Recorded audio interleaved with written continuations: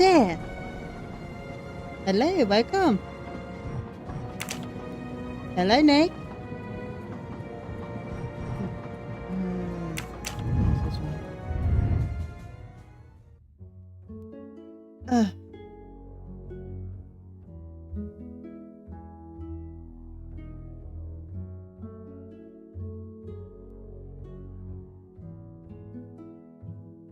Okay.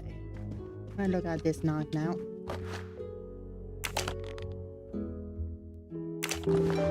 Is this knife the real murder weapon, or is it a red herring?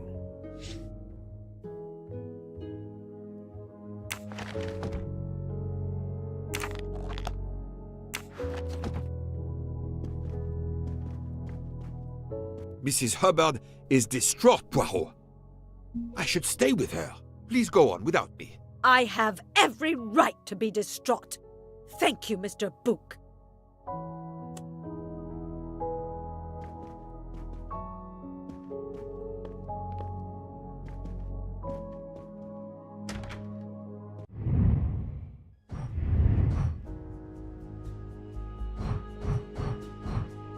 Okay. Must start to help the this now. If I can remember where he is.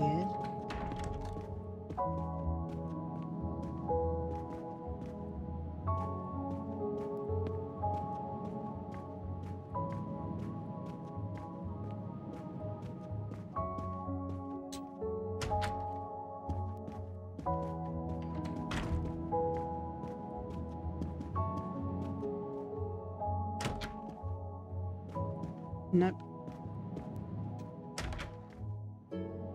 Yeah.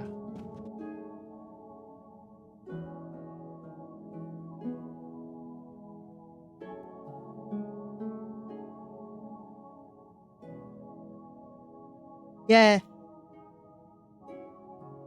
Yes, he was. Dr. Constantine, we Ah, may thanks, have Ben. found our murder weapon. We need to make certain. There is a pretty quick way to be sure. I have estimated the depth of the wounds. You can easily find the depth of each wound by comparing the width. There are 5 of them that I am not sure about. Test them, and then we will compare our results. I will do as you say, Doctor. Okay.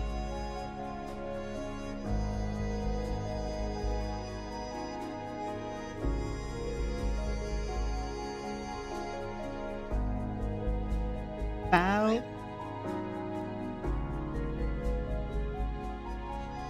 Ah, hey, isn't it? No, No. not good.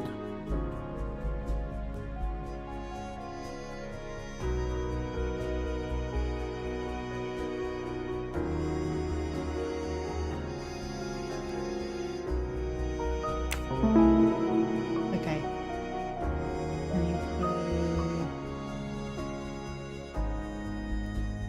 This is No. wrong, but I'm never far from the truth.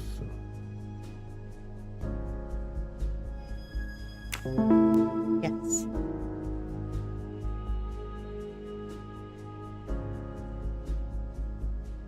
I must admit I'm God, I not didn't need to right do that. this time. I do not think that's the right answer.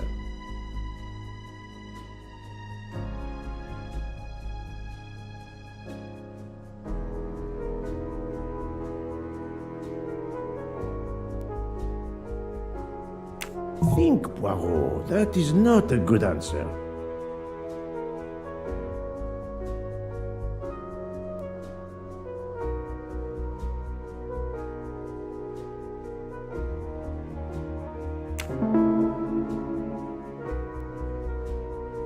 There is more. There? This is wrong, but I'm never far from the truth. I must admit I'm not right this time. Think, Poirot. That is not a good answer.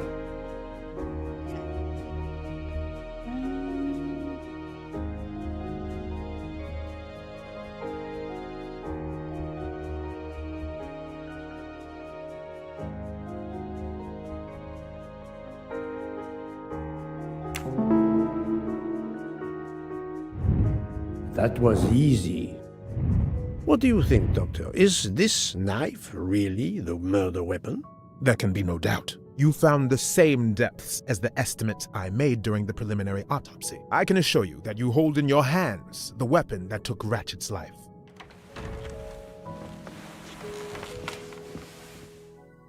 Thank you. I feel way better now. The rest gave you time to sleep off most of the effects of the drug. I'm still a bit groggy. That's understandable. Are you able to continue your story now? Yes. Yes, I think so. Where was I? You were explaining how you returned to the Armstrong house to tell them their poor little child was dead. Yes, that's it. I felt helpless. My part in the case was officially over, but I knew I couldn't let it go. Daisy deserved justice.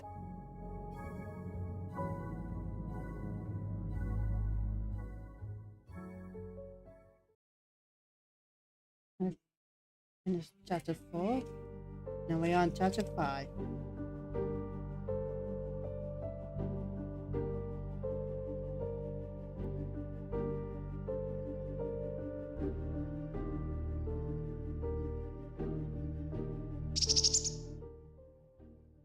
Two days later, I returned to the Armstrong house to tell them Daisy would be released soon for burial. I was angry with myself that I couldn't bring them better news. I wasn't prepared for more tragedy.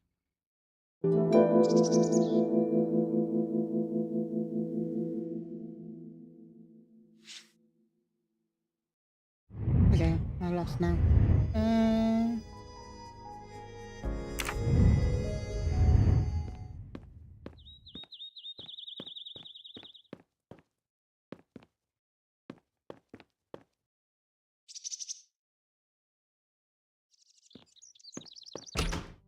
Hello, Miss Moreau. I'm here to see Colonel Armstrong. Good morning, Detective. Colonel Armstrong is upstairs. He isn't well.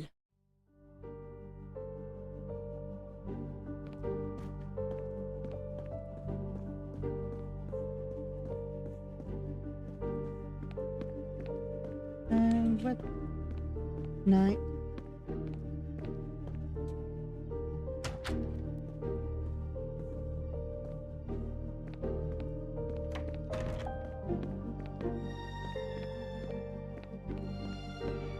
That's a little girl's room.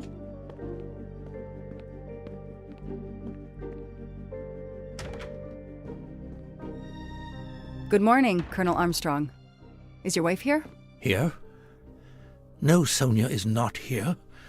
Always one step behind. She died of a miscarriage last night. My wife, Daisy, and our baby. My whole family is gone. I'm so sorry. I came straight here this morning. I received word that you can arrange for Daisy to be returned to you for burial. I didn't know. Well, then, now you don't have to come back. I can arrange for Daisy, my wife, and our unborn child to be buried all at once. Very efficient. Being a military man, I can appreciate efficiency. I know how hard this must be for you. No, you don't know. I don't want your sympathy. I want you to do your bloody job and catch the creature that did this. I know you won't believe me, but I swear to you, I will find who did this. If it takes me to the far corners of the earth, I will find them. Then go. Please go now. Go find them.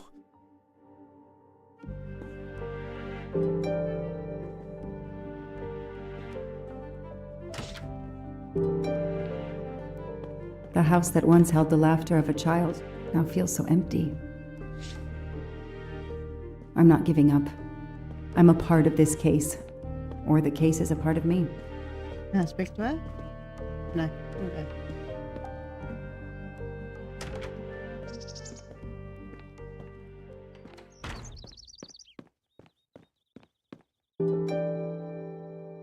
All units, hike is in the vicinity of the cabin where Daisy Armstrong was found, spotted a pickup truck drive through the barricade tape, and then head up the dirt road toward where the subject cabin is located. Any car nearby who can respond? Unit 28, we can respond, but we're a ways away.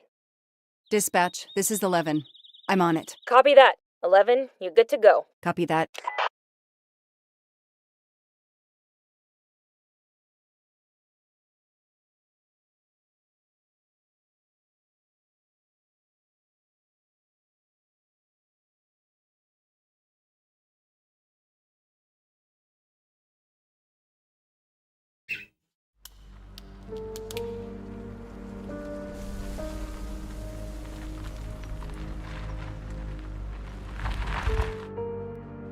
Okay, there's the pickup. Let's see who ignored our barricade tape.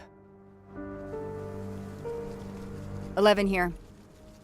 I'm at the cabin. Someone has broken in. Are you requesting backup? Not yet.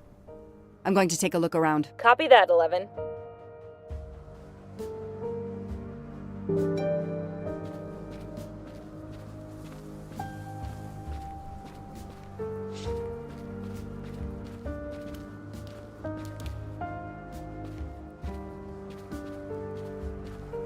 Hello, Scott. How are you doing?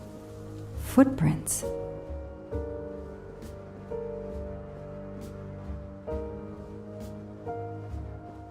A forensics evidence identification marker. Duct tape to silence Daisy's screams. Damn it, Daisy. I will find whoever did this to you. A forensics evidence identification marker. He's not here.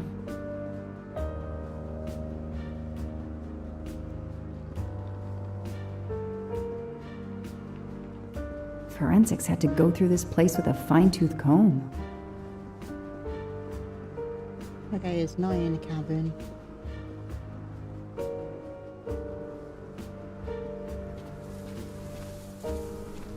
An individual has entered a police-secured area. I have to stop him first.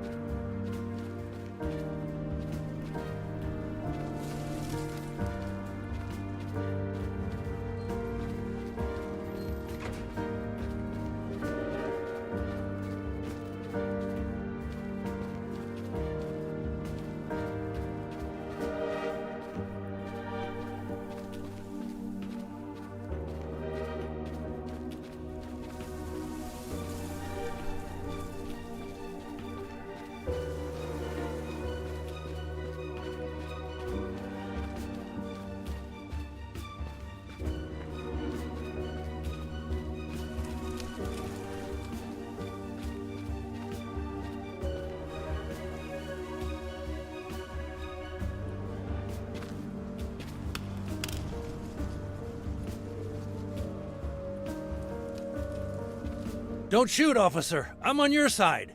Sir, keep your hands where I can see them. Sure, no problem. Sir, this is a crime scene. Who the hell are you? I'm a reporter. Boston 6 News. You can get us on cable even here in the mountains. They haven't heard of crime scene tape in a big city like Boston? All right, that wasn't my best move. I got all excited. I didn't expect to find the place deserted. It was hard to resist. You should have tried harder. I'm placing you under arrest. You should be thanking me. Look what you apparently missed and I found. We'll get to that, but you're going to answer some questions first. I'm more used to asking questions, but fire away. Who are you exactly? I'm Michael Clark, journalist for Boston 6 News. Off camera, but someday I'm going to be anchor. You just wait. Do you have a way to prove that? My press card's in my truck. What are you doing here? You should know a crime scene is off limits. I'm investigating the Daisy Armstrong kidnapping like you. Does the pickup parked in front of the cabin belong to you? Yes, indeed, it's mine. I'll check. Show me your hands. I'm going to cuff you. I'm sure we can work out a deal. Put your hands in front of you.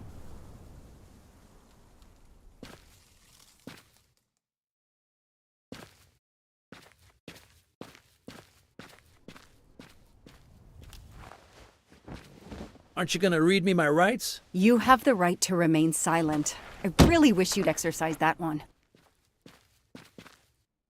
Dispatch, this is 11.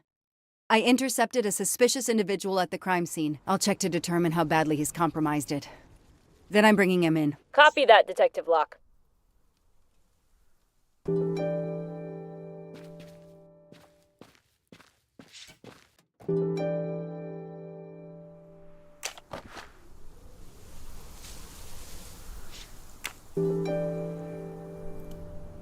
Clark's press card, and the phone number of the newspaper is on it. Ah, good. I can give him a call.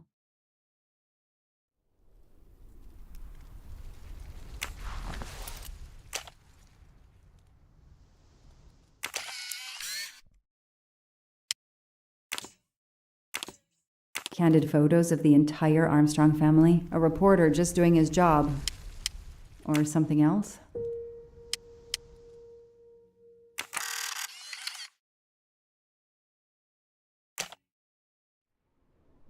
The glove compartment is closed.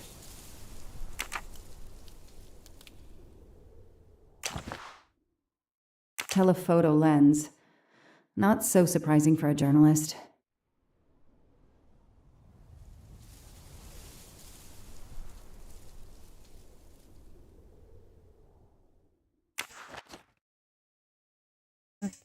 I think that's it for me. I just need to get in there. One button.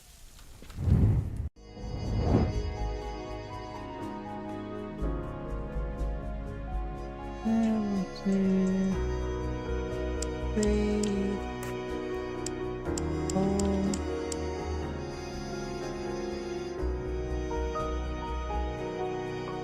I think that's the 8.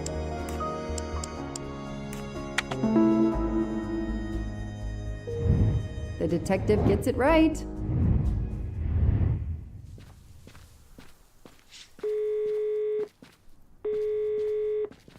Hi, I'm Detective Joanna Locke, Berkshire Police. I'd like to speak to an editor, please. One moment, please.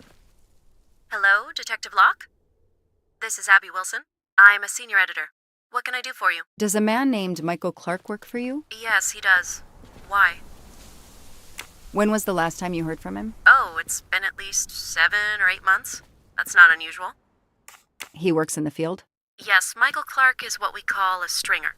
He works as a freelancer. Comes up with a story we can use, we pay him, then we don't hear from him again for several months. What kind of stories does Mr. Clark write? Mr. Clark is an investigative reporter.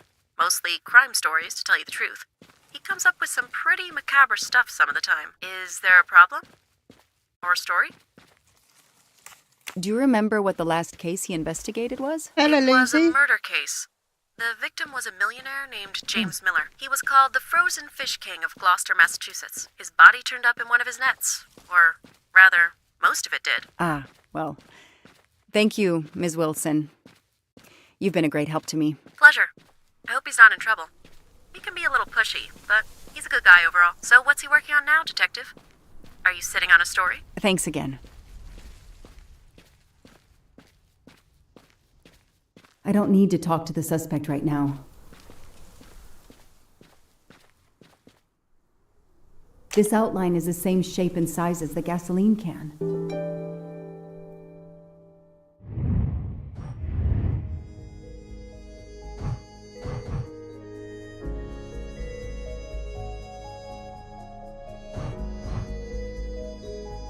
I need to check the gas code.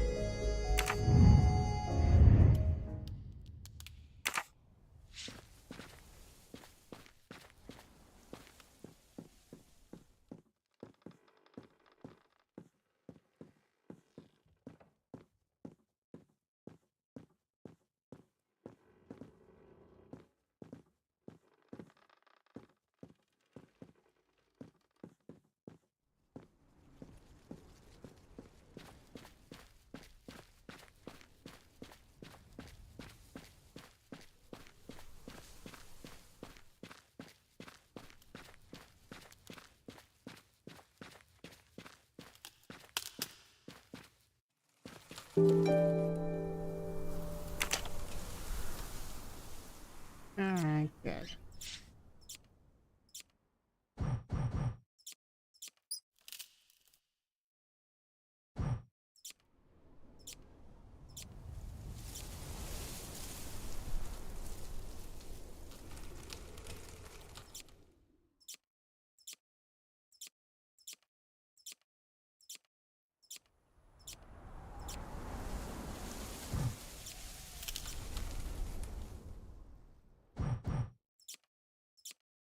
That's good.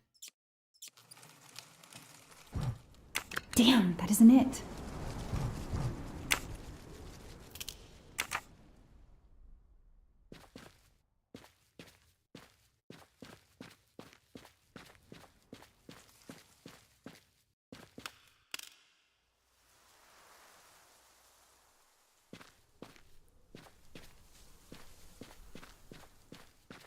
Yeah, the London case.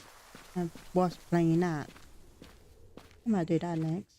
Somebody ignored the barricade tape.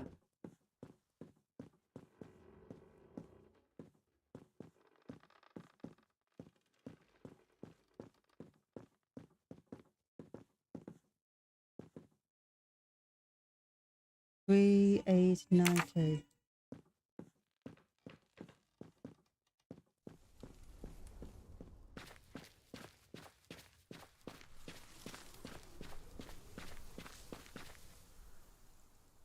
Give me a second.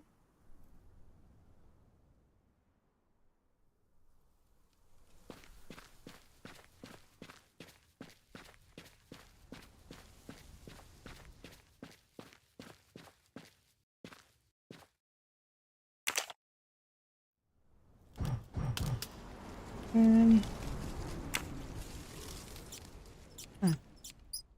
3, 8, 9, 3. Yes! I knew I could do it. I can always use safecracking as a career move.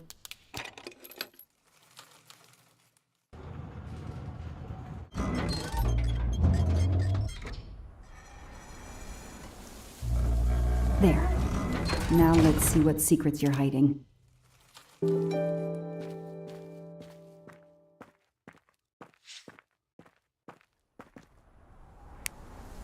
This must be the missing can from the pickup.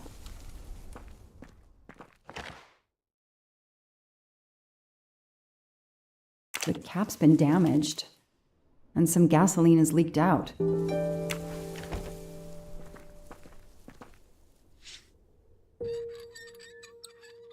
Come on. Okay.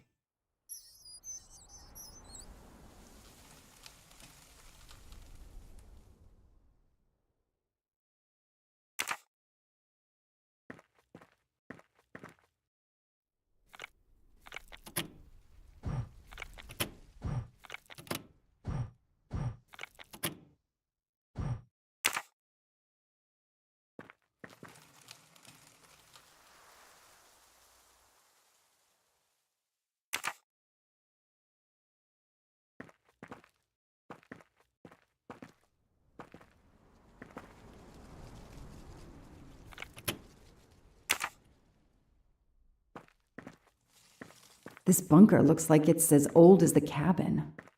Everything is falling apart.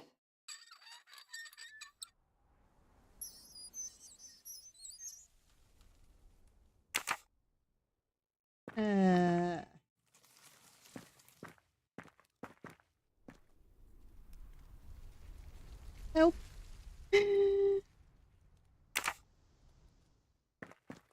Yeah, London case.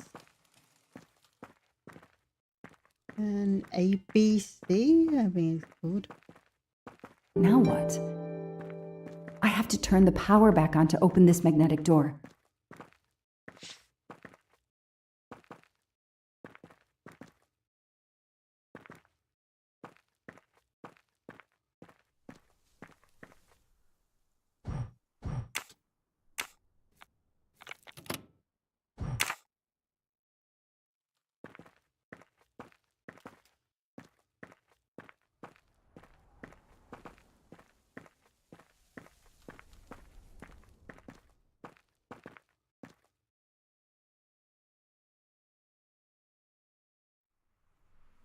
Hello, Flo. How are you doing?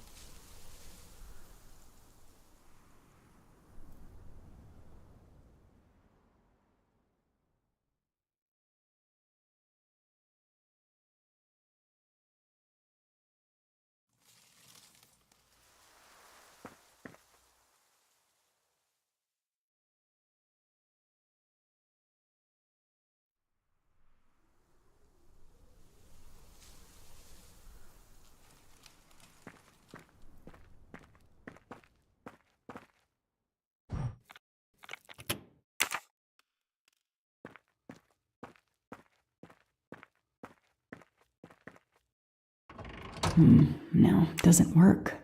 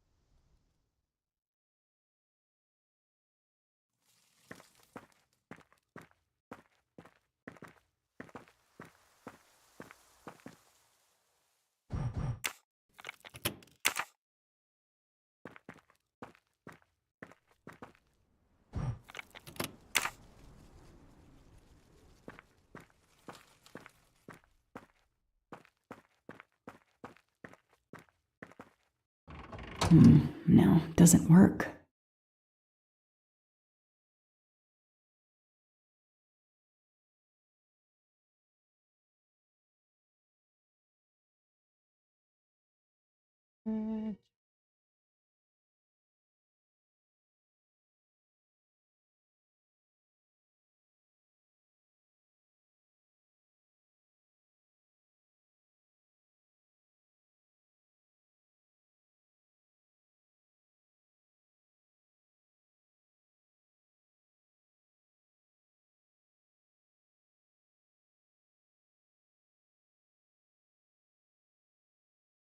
Okay.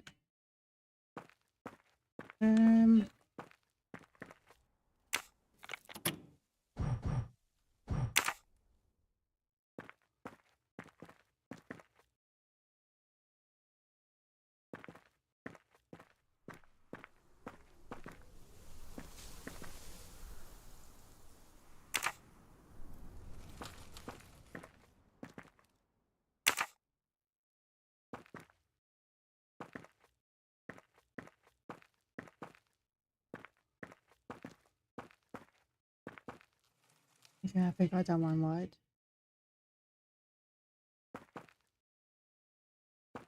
This might take a while.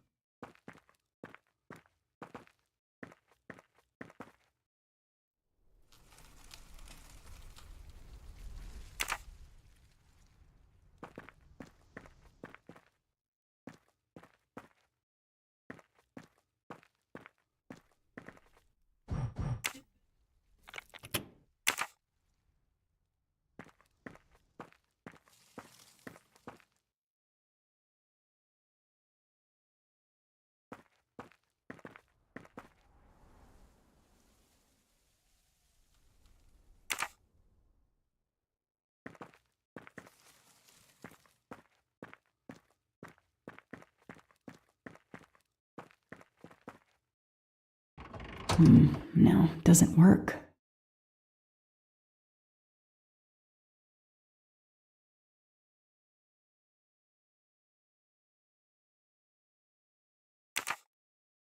Any ideas?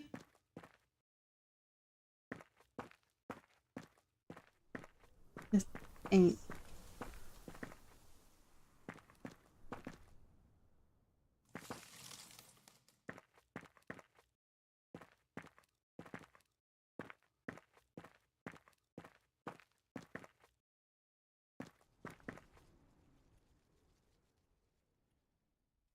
Wait, give me a second.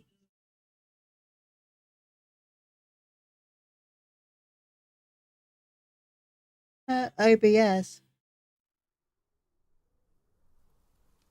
And hello. Now, give me a second. Uh,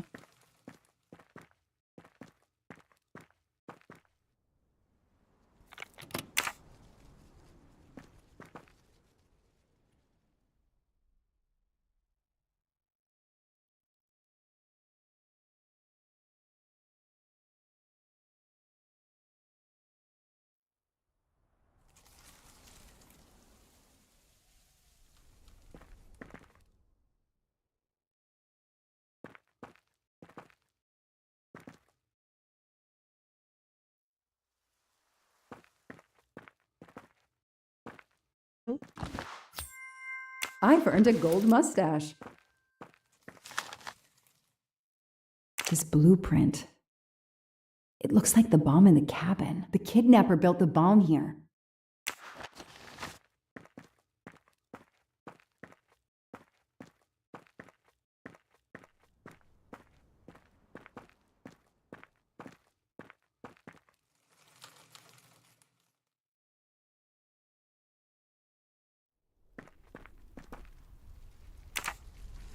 okay, I'm stuck. Any ideas?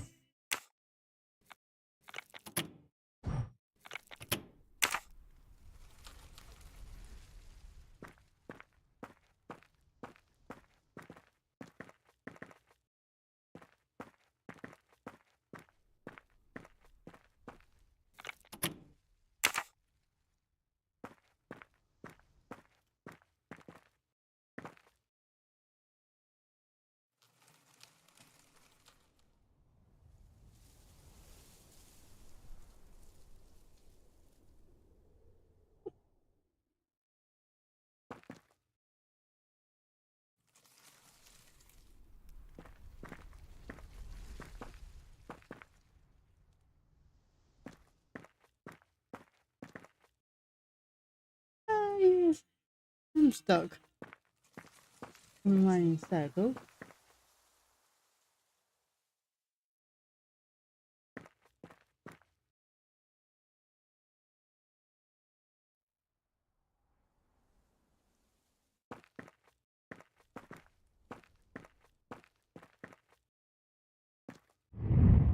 Yeah, I gotta get a hint. Got it. There we go.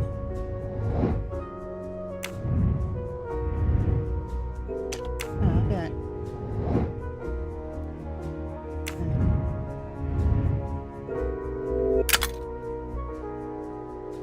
If I pull back, I can open the door. Yes, I know.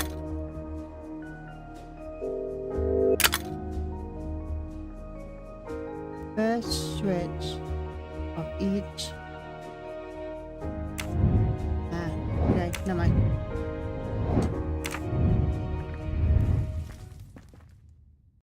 This is the first switch.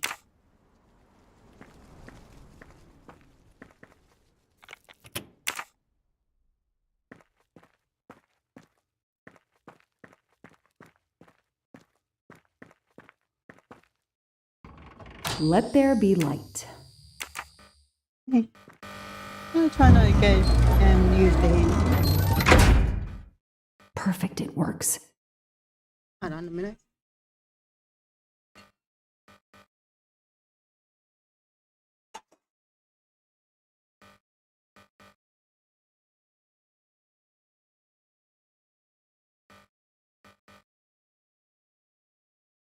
Okay.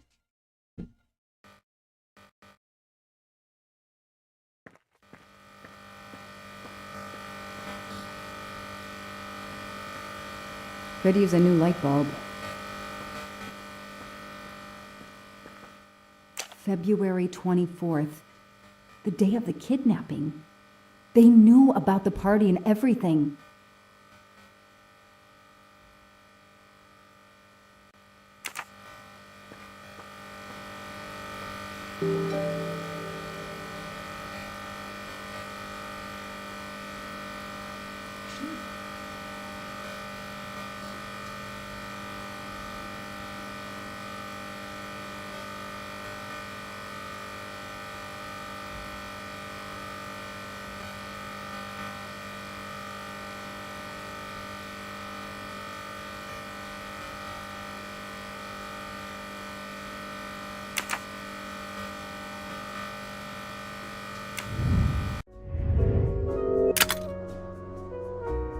What's your name?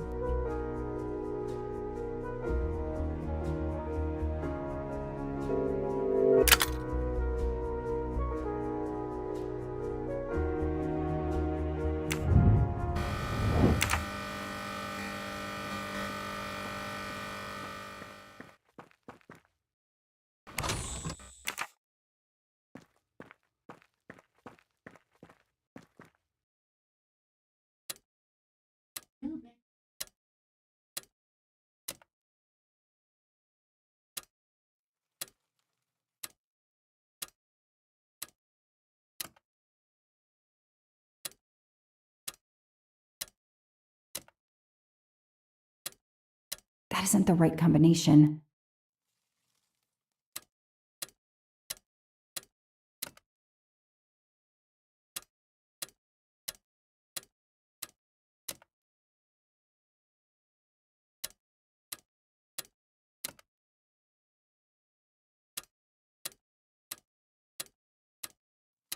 Yes, I knew I could do it. I can always use safe cracking as a career move.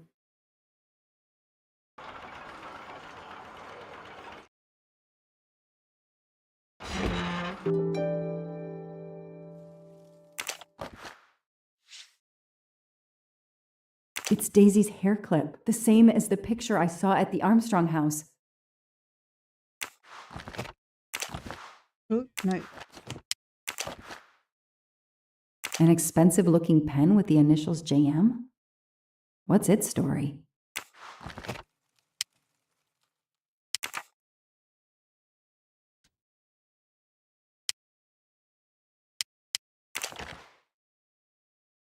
That looks like a hair caught in the band around the money. Forensics will tell me for sure, but that doesn't look like Daisy's color. These get locked up again until forensics get here.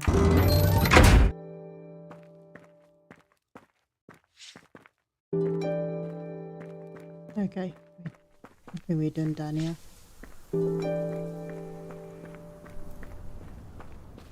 I'll secure the bunker for forensics. Progress at last.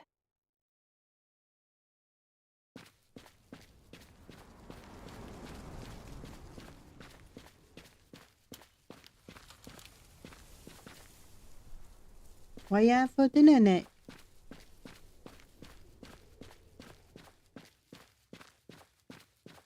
I don't need to talk to the suspect right now.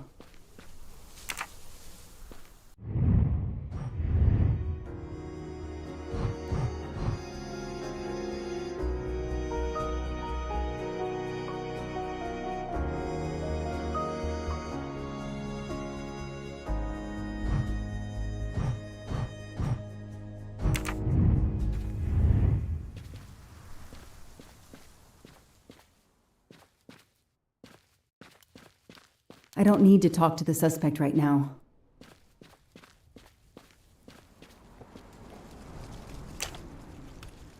The glove compartment is closed.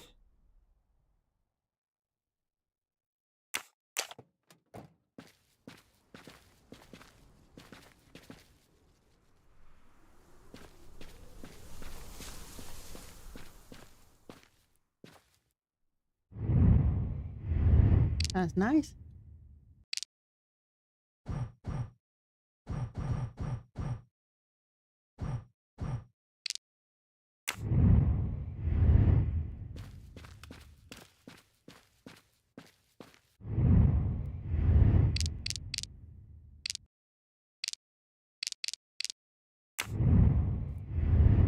One button.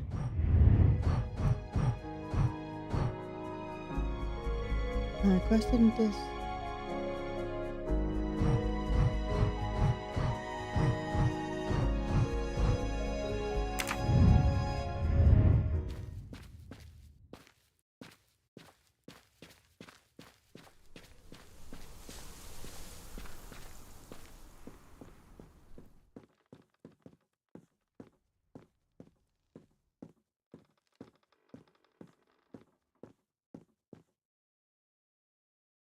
$3,892. Oh, when the poor deer was killed. That's where I found Fluffy. Daisy's special toy. I hope we returned him to the family.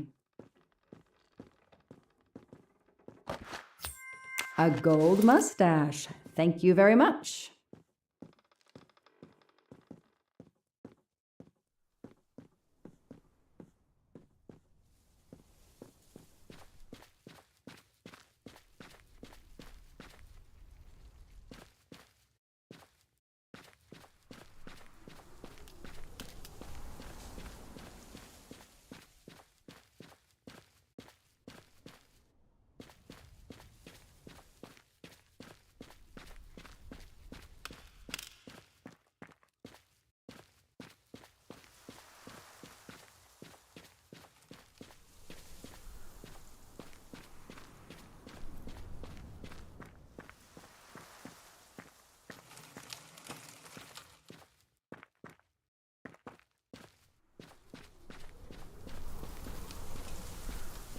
I don't need to talk to the suspect right now.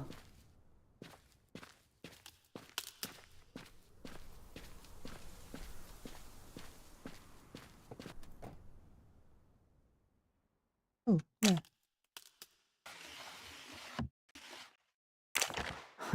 Car keys in the sun visor. A classic hiding place. At least on TV.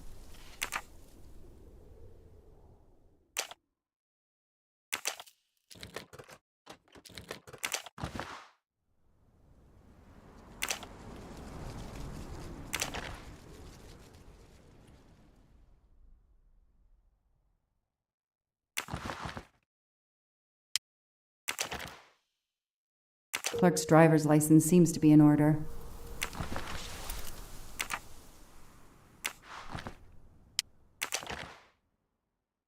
The vehicle registration is not in the name of Michael Clark or a rental company. Okay, time for forensics to attack that bunker. And Clark? He's too sure of himself. I need to get him into an interrogation room and find out what really makes him tick.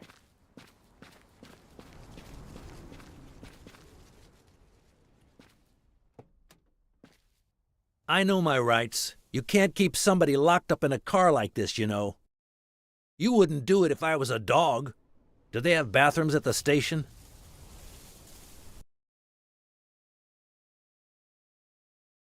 Okay.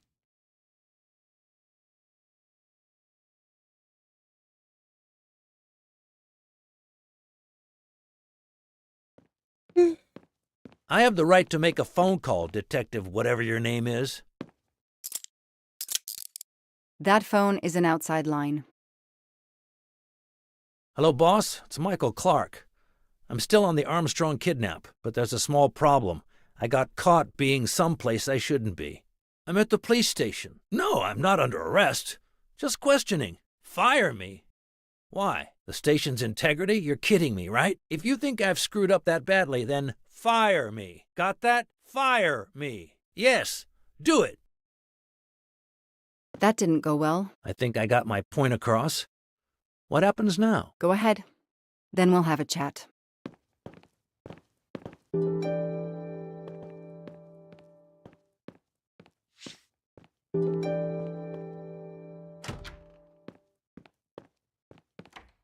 Now that we've taken your DNA, we can begin. Interview of suspect Michael Clark, 6 p.m., March 30th, 2019. This interview is being recorded. By elves behind the mirror, no doubt? You were arrested at a crime scene where you damaged police barricade tape. I'll pay for a new role. That's a Class A misdemeanor, and it carries a $500 fine. Oh, that's unfortunate. To begin with, where were you on the night Daisy Armstrong was kidnapped? I was watching TV in my motel room, but I had my police scanner on. I heard the first reports that the little girl was missing. No way the police at the scene were gonna let me get close. I set my alarm so I could get on the story first thing in the morning and tried to sleep. It was difficult. Can anybody confirm where you were? No, afraid not. I was alone and sleepless. A sad combination. And I realized a bad alibi.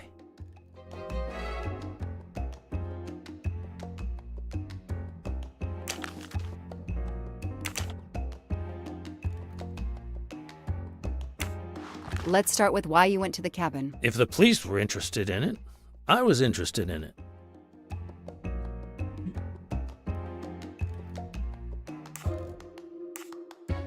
How did you find the cabin? Police radio. I heard the forensic team getting directions. Then, when they finally left the scene late this morning, I jumped in my pickup and hurried on up the mountain. You tore the tape at the entrance to the property and stomped all over the house. This constitutes a serious violation of a crime scene, Mr. Clark. I'm aware of that. I'm sorry. I'll pay the fine. But I got carried away. It isn't often I get a crime scene all to myself. He's enjoying himself. I need to throw him off balance somehow. Surprise him into making an error. Explain to me again how you got to the crime scene. I listened in on the police radio frequency. Anybody can do it with a scanner. I headed for the crime scene in my trusty pickup, like I've done for years. After the forensic team left, I needed to see the crime scene for myself. I got to the bunker just before you arrived. That's a lie. There's a bunker, what's not? I don't see anything that proves he's lying. Oh, okay. No, not.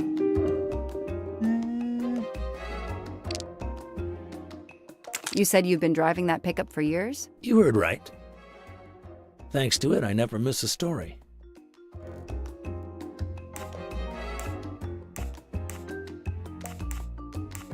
I found your driver's license in your truck. It's not a great picture, but it's me, all right. If it's a fake, it's a really good one. Looks authentic. Passport. You say you've been using your pickup for years, but the title certificate is not in your name. The truck belongs to somebody named Stephen Baker. Okay, I don't get why the pickup is so important to you, but I guess my ego made me say that. Yeah, the pickup was lent to me by a friend. I couldn't afford it even with a loan. I think you stole it. Mr. Clark. You needed a pickup like that for our mountain roads, so you stole that one. Try proving it. But while you run off on some wild goose chase, you can't hold me.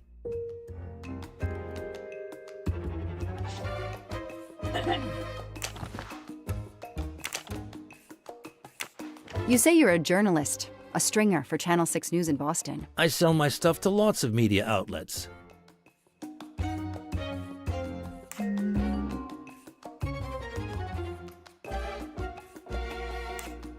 The name.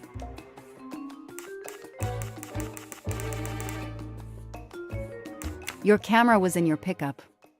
You didn't want to take pictures of the crime scene? I like to get the lay of the land. Once I see the story I want to tell, then I start documenting it. I don't know any journalist who works a case without their camera close at hand. He thinks he's invincible. I need to play his ego. That's the key. What are you doing in the Berkshires? And what is your connection to the Armstrong case? For the past few months, I've been working on a big case. Boston 6 News was looking forward to my next story. The Armstrongs have been on my list of potential targets for a long time. I changed gears when Daisy was kidnapped and started investigating the Armstrongs.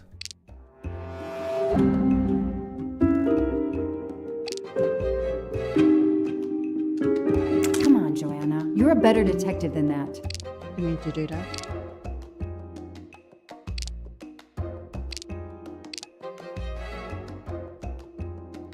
Scare. It won't be easy to prove he's lying. Find some evidence.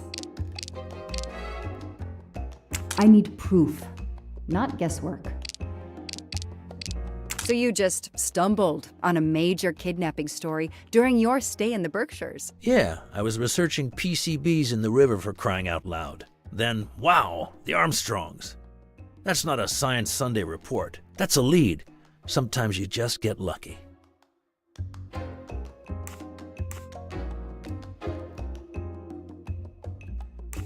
Your camera in the pickup. There were photos of Daisy from before she was kidnapped. The Armstrongs are a famous family, like the Kennedys or Hollywood couples. Gossip sites love them. People want to see how they live. I started out just stealing candid shots. Paparazzi live on getting that one exclusive shot. Steamy, intimate, whatever. Then when the kidnapping happened, I realized I was here first. What an opportunity, and I jumped at it. You have an answer for everything. You're not very good at this, are you? How long have you been on the job? Long enough to put you away for life, if you killed that little girl.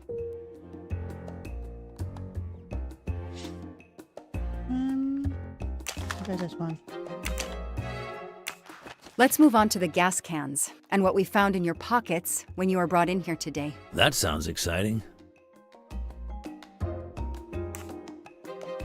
How did you know there was a bunker at the end of the property? How did your forensic team miss it? They were concentrated on the cabin. It was pitch black out there. Small-town cops with small-town minds. I'm sorry, that was unkind. You know, I'm a bit like you. My job is to find something a news program's viewers want to see. You do it for justice. I do it for money. I just have more flair than you. I know you're lying, Mr. Clark. I followed your footprints from the cabin, and they led directly to the bunker. It was very well hidden. You had to know it was there. Think whatever you want, detective. I know that Clark is lying. I need to reconstruct the whole sequence of events in order to understand what happened. Okay.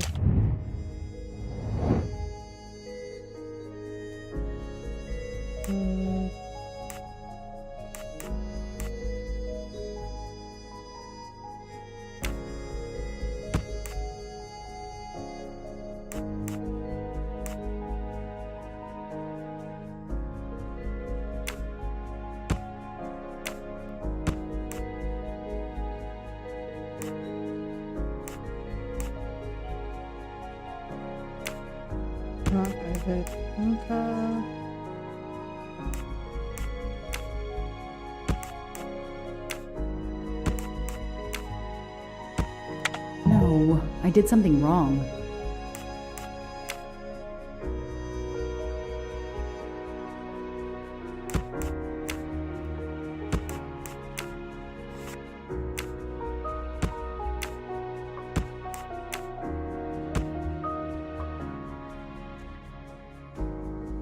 No, this isn't it. Think!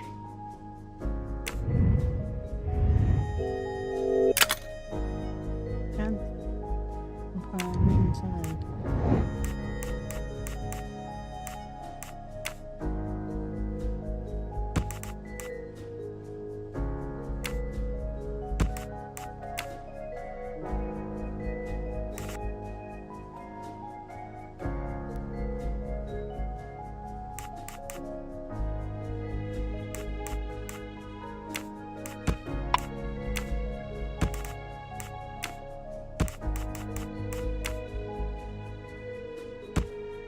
No. Actually,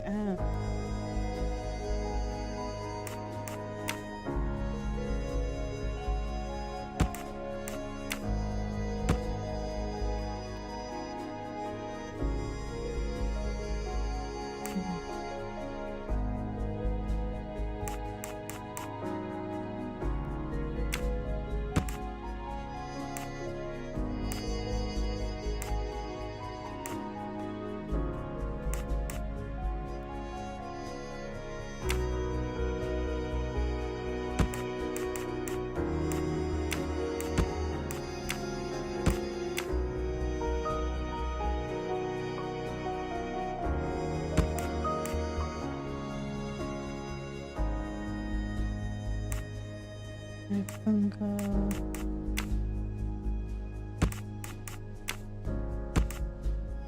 Come on, Joanna. That's a rookie mistake.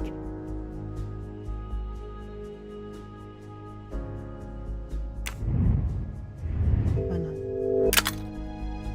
Must survive when you're in a bunker.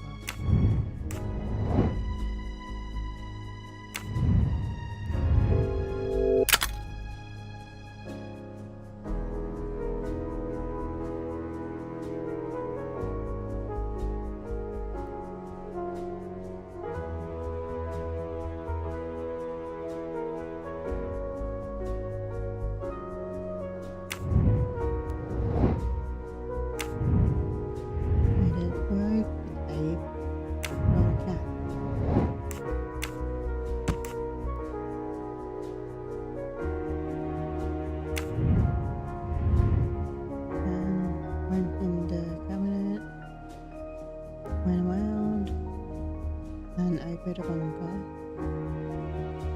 Then yeah, left the gun inside. We locked the bunker away from you.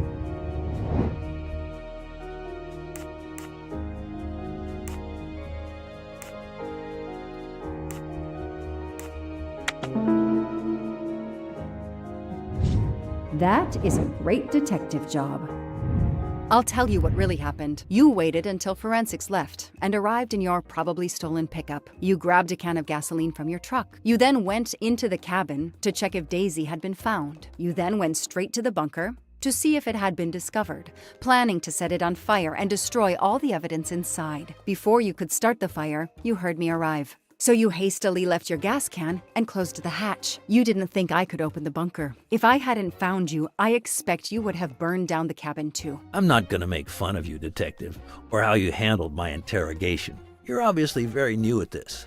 I swear I'm telling the truth. I didn't know the bunker was there until the moment you showed up. I seem to have trumped your entire police force. When I get the DNA results from the bunker, we'll continue this conversation. You have no concrete evidence against me whatsoever. The lab results will be in soon. You won't get away with this. See that call? That's your arrest warrant and a one-way ticket to prison. I'll be right back.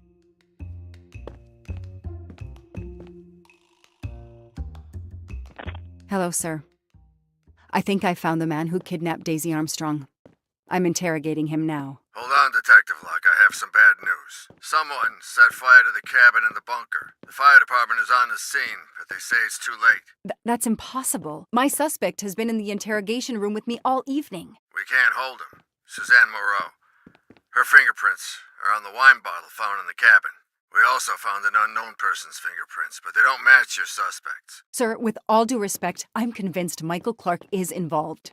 Detective, I'm cutting you some slack already. But we cannot hold your suspect simply because you're convinced he's guilty. We have evidence that Suzanne was working with an accomplice, Noah Garrity. I order you to release the reporter and arrest this Moreau. Let me just check my last lead. The DNA analysis of the hair found in the bunker safe. The results just came in. I know how hard this is. Okay. Get the DNA results. Detective Locke, I will give you 1 hour maximum. Then you close the file and arrest Suzanne Moreau. Thank you, sir.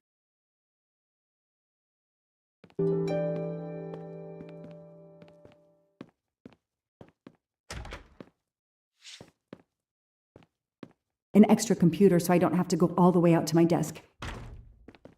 I'll add these to the file. Anything that will erase Clark's smile. The only comfortable chair in the whole station. But there's no time to rest. Case files. A lot of them for our tiny town. This is all a game to him, and he doesn't expect to lose.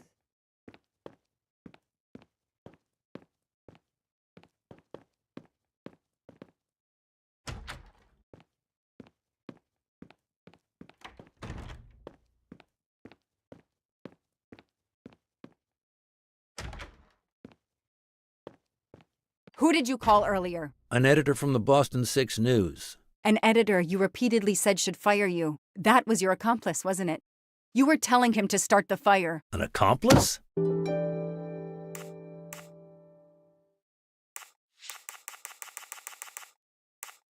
I know it was Noah you called. I'm saying nothing more without the presence of my lawyer. Stay right where you are. I'm not done with you yet. Wow. Do I hear grounds for a lawsuit? Some poor, innocent woman is being accused instead of you. You set her up, didn't you? You have to let me go, Detective. All I need is one more phone call to the lab. I know it's you, and I'm going to prove it.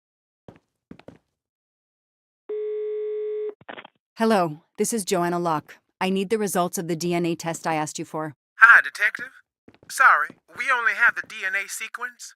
We haven't had time to compare it with the suspects yet. It'll take 7 more hours. I'm sorry, but you are not the only one on the waiting list. Send your analysis to my computer in the office. I'll do the comparison myself. I need authorization. I have a murderer who is going to walk free unless I get those results now. Fine, we'll send it to you right away, but I'll have to log No, this. you ain't. It's my last chance.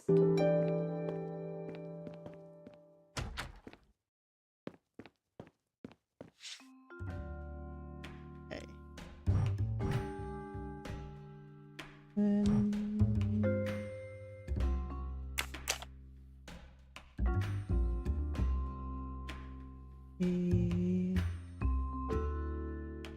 See.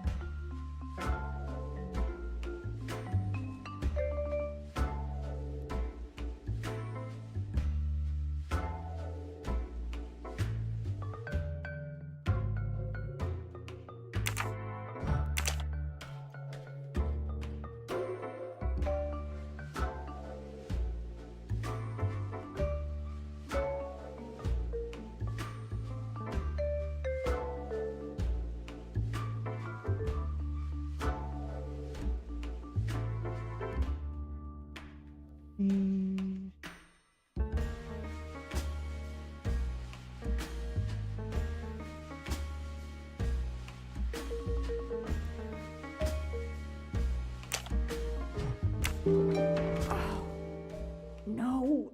No! Suzanne?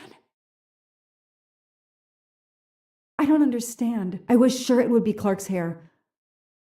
I'll have to let him go.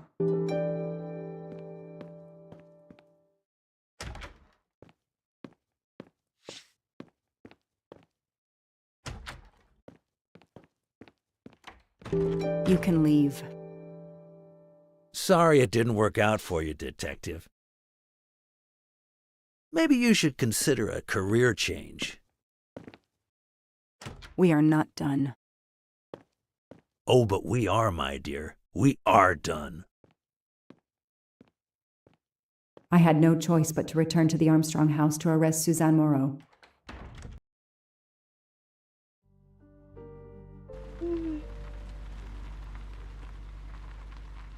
Let's see what she says.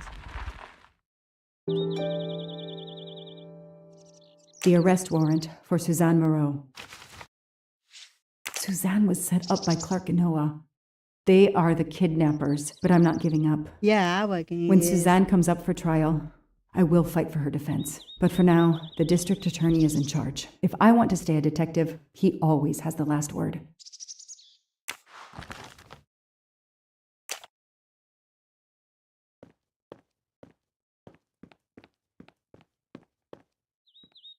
The door is wide open.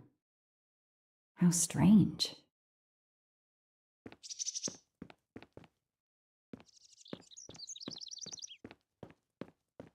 No, you can't go over there. Hey, is anyone there? Miss Moreau? Miss Moreau? This is Detective Locke.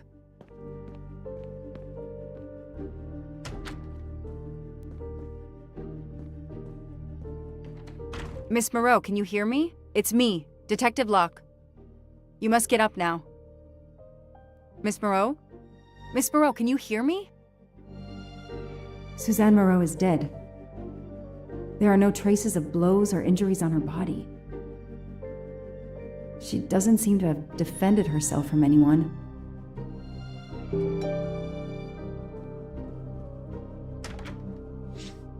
I will look for the husband.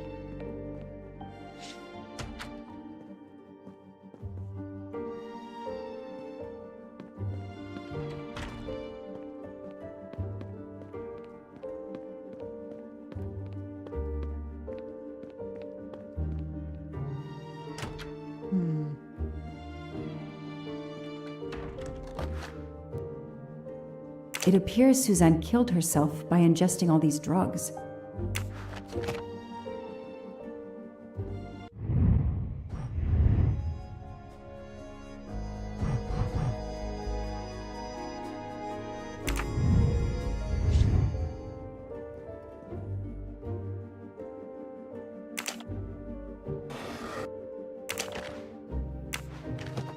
Her glasses are missing.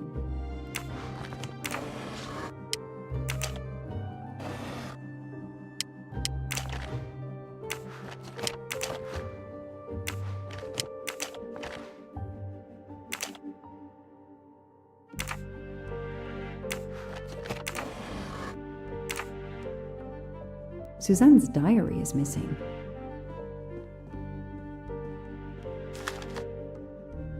Suzanne was telling the truth about her mother.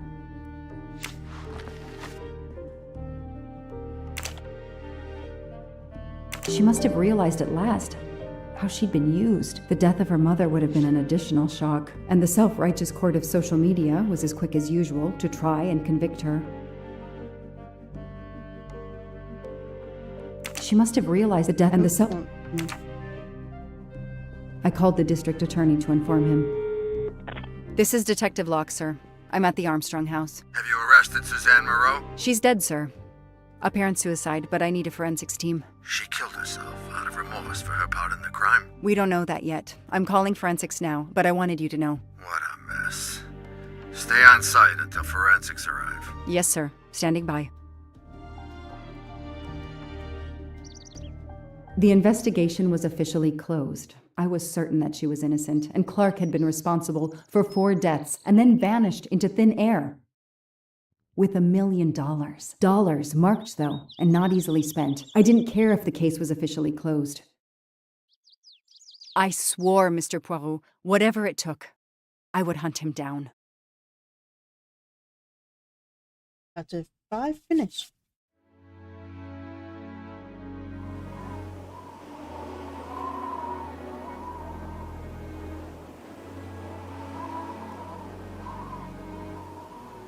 I waited for the forensics team, then went into the station to write my report. I was officially off the case. Thank you, mademoiselle. That obviously cannot be the completion of your story. If I might ask a question? Of course. What is was known?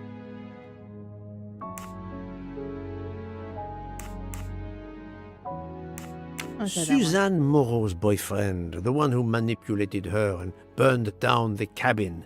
This was Ratchet? No, he was an accomplice. Clark, the phony journalist, was the leader. Michael Clark, the reporter. He was Ratchet? Absolutely. I was the only law enforcement official to question Clark. I knew this wasn't his first kidnapping. You looked for similar cases. What do you Americans call the MMOs? Means, motive, and opportunity. Yes, I looked for someone in plain sight. Someone on the edge of a kidnapping case. Someone in plain view, keeping track of the investigations. An innocent witness, a concerned neighbor, even another reporter. And eventually you found a name behind an alias. Yes, I found a name. Cassetti, the real name. The real name of the man you call Ratchet is Cassetti. This explains much, mademoiselle, but not all. It explains why she is our #1 suspect. But not how she came to be on this train. Attends, she has grown pale. I don't know. And I. What's wrong with me? Excuse me, Mr. Poirot. I don't feel very well. You are exhausted and still feeling the effects of the drug. Stay with us, mademoiselle. One more effort. I need to know your recent movements. I snuck aboard the train. This I observed. You came directly to this room? Yes. Yes, and other than a couple of careful trips to the ladies yesterday, I never left this room. I didn't want to be spotted by Ratchet. Yesterday, I chatted with my roommate, Miss Schmidt, I think, here in our room. She brought me some dinner. I got very sleepy and nodded off. And now she nods off again. Is this a joke? She must be faking so we can't interrogate her further, Poirot. No, Book. She really seems to have fallen asleep again. It is my fault. She must have been given a dangerous dose of sleeping pills last night. The effects should wear off soon, I hope, but I am afraid asking her to tell us her story was too much for her. Pinch her, Poirot. She's faking.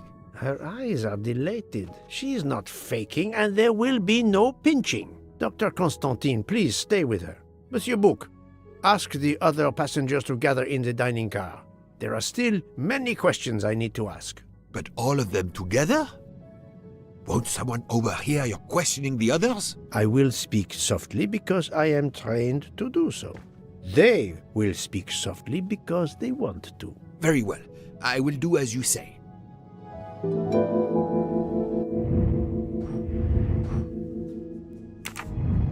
Okay, let's talk to the people then.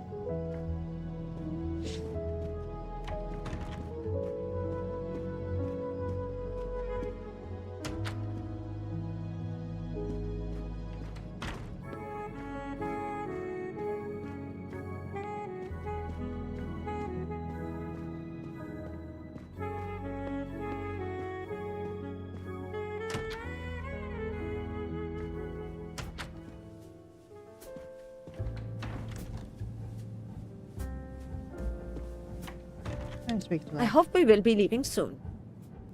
Or not.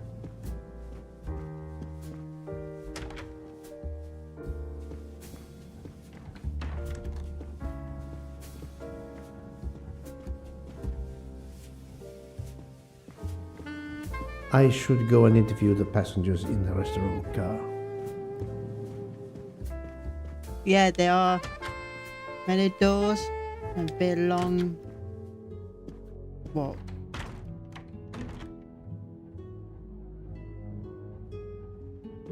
The passengers who agreed to come and talk to you are assembled, Poirot. Mr. Masterman is already here to answer your questions. Perfect. Thank you, my friend. Sit down, Monsieur Masterman, please. Thank you. Does the name Cassetti mean anything to you? No. Should it? Have you heard of the Armstrong kidnapping case? Of course. It was all over the news a few years ago. Your employer's real name is Cassetti. He was the man behind that kidnapping. Mr. Ratchet was... He murdered that poor little girl? Mr. McQueen, the man you worked for is a kidnapper named Cassetti. What? What kidnapping? He murdered his victim, a child named Daisy Armstrong. The Armstrong kidnapping? You had no idea of Monsieur Ratchet's real name? Damn skunk! Why are you so upset? My father was the district attorney who handled the case, Mr. Poirot. I saw Mrs. Armstrong more than once. She was a lovely woman, so gentle and heartbroken. If ever a man deserved what he got, Ratchet, or Cassetti, is the man. He didn't deserve to live. Madame Olson, have you heard of the Daisy Armstrong case? No, I've never heard of it. It was only 2 years ago. It was famous. Maybe so, but it was not famous in Spain, where I have been helping the refugees from Africa. You've never heard the name Daisy Armstrong? No, never. Daisy Armstrong? No. No. No! No. Yes. It was all over the English tabloids before I went to Jordan. A horrific crime that claimed the lives of an entire family and their wrongfully accused nanny. That's right, isn't it? Quite so. I thought the culprit had been punished. Some might say that the culprit was punished last night. Oh, my heavens. May I ask you a few more questions? Yes, of course. You read about the crime, as you said, in the tabloids. Yes, that's right. For weeks, news of the royal family was eclipsed. Have you ever been to the United States, mademoiselle? No, never. Jordan was really my first trip abroad. You were in Jordan? Yes, I was an English tutor there to the children of a high official. Until recently. What is your relationship to Captain Arbuthnot? Who? A former soldier traveling with us. You must have met him. Ah, yes, I met him on the platform in Istanbul. We only had a brief exchange of pleasantries, nothing more. British Reserve and all that. Ah, the British Reserve. Yes, with this I am familiar.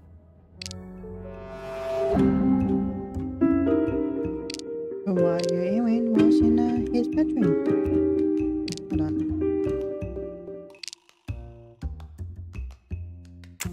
Are you sure everything you have told me is accurate, Mademoiselle Debenham? Of course.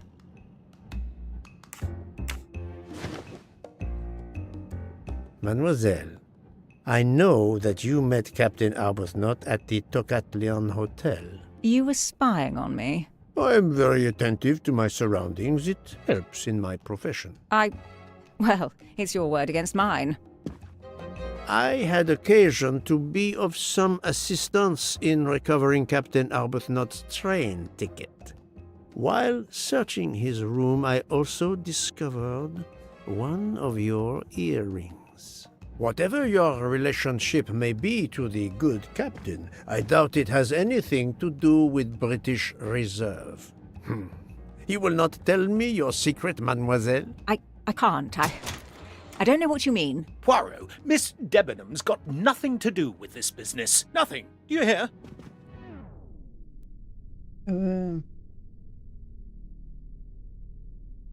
Right down. Archie, stop. Captain, no! This behavior is unworthy of an officer and a gentleman. Leave her alone! Have you no honor? Archie, we should go. Captain Arbuthnot, I am certain you are a brave soldier, but you are a poor actor. The truth is that Murder.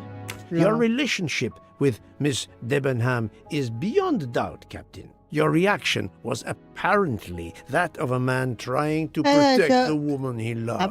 I might understand that if your relationship was some cleverly disguised secret, but it is not. You make puppy dog eyes at one another at every opportunity. You cannot hide your love. Everybody knows. I advise you to stop with your accusations, Mr. Poirot. I'm going to escort Miss Debenham back to her compartment. Make of that what you will. The captain and Mademoiselle Debenham are obviously adamant about not revealing their relationship, but this scene convinced me there is more that is not so obvious. This murder has everyone on edge.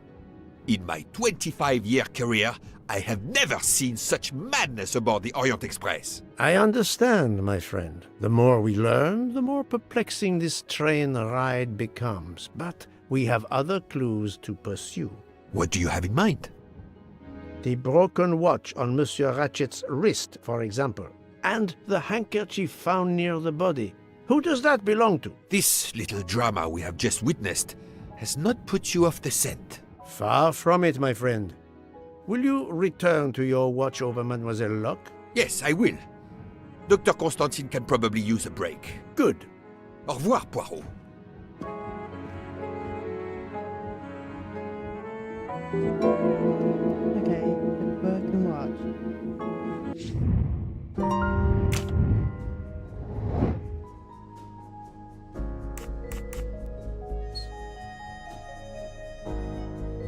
Could be a J. No. That's the right answer. H.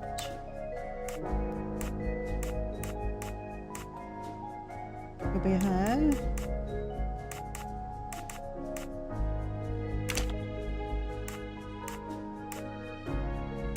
M.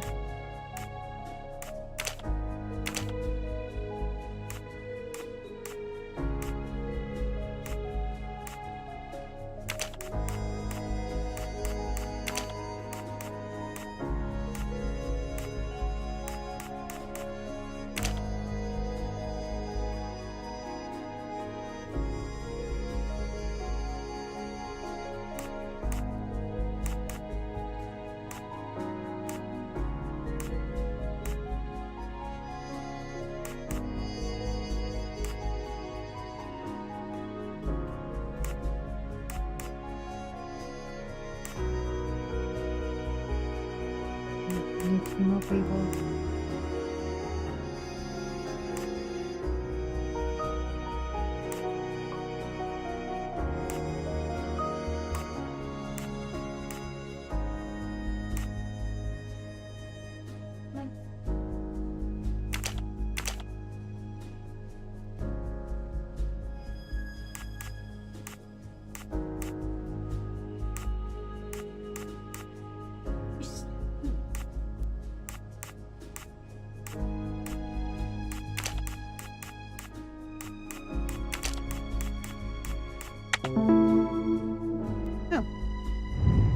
Et voilà.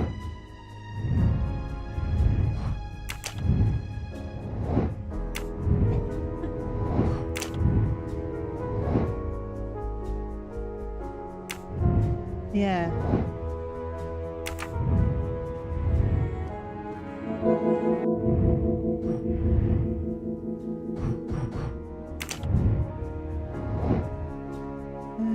The boss says time.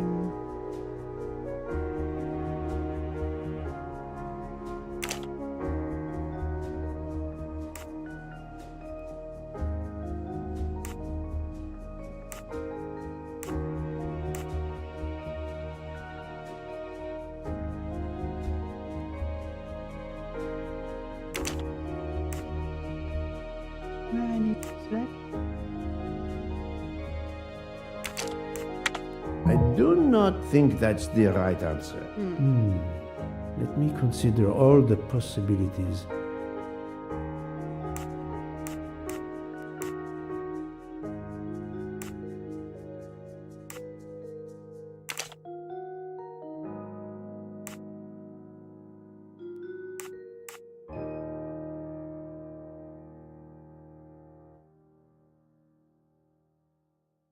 Yep.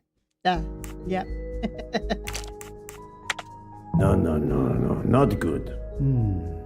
Let me consider all the possibilities.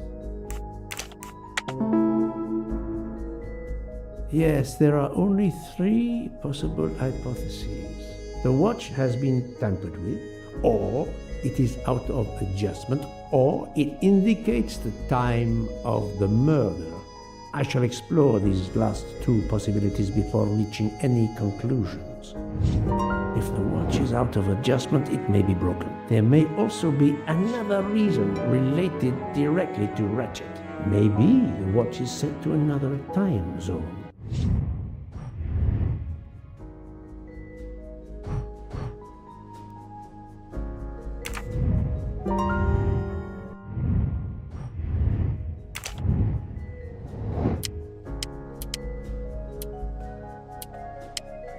This is wrong, but I'm never far from the truth. I must admit I'm not right this time.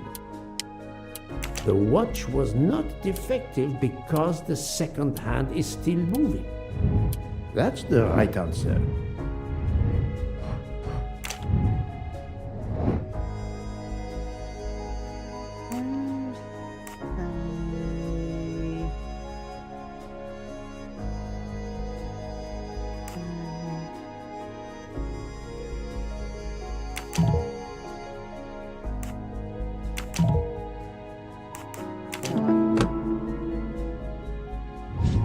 My little gray cells did not.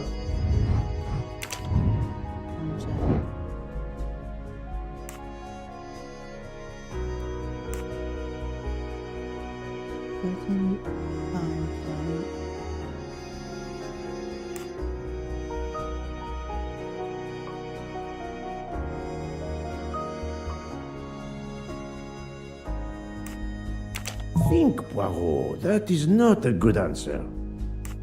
Good job.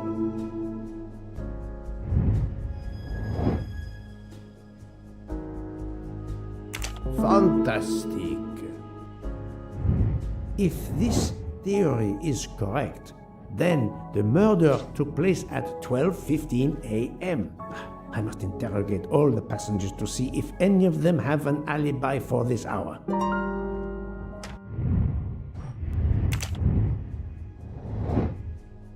Okay.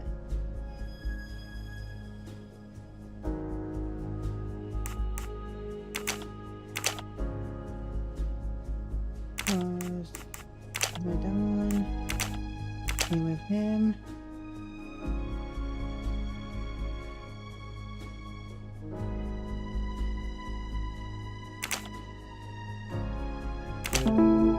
There you go.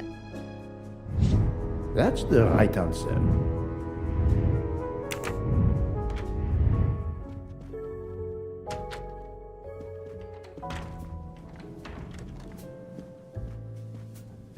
Monsieur Foscarelli, I would like to ask you a few questions, if you allow me. Ah, Signore Poirot, is it? I was wondering when you'd get around to me. Unfortunately, you find me on a mission of mercy. Hello, Monsieur Poirot. Sorry, we have a small problem. The orange juicer has broken down and I can't fix it. Mr. Foscarelli has kindly offered to help me. It isn't the car engine, but I am doing my best. Even with the 2 of us, we can't manage. Let me guess. You call upon Poirot to help. I'd be happy to answer your questions when we finished. Give me a second.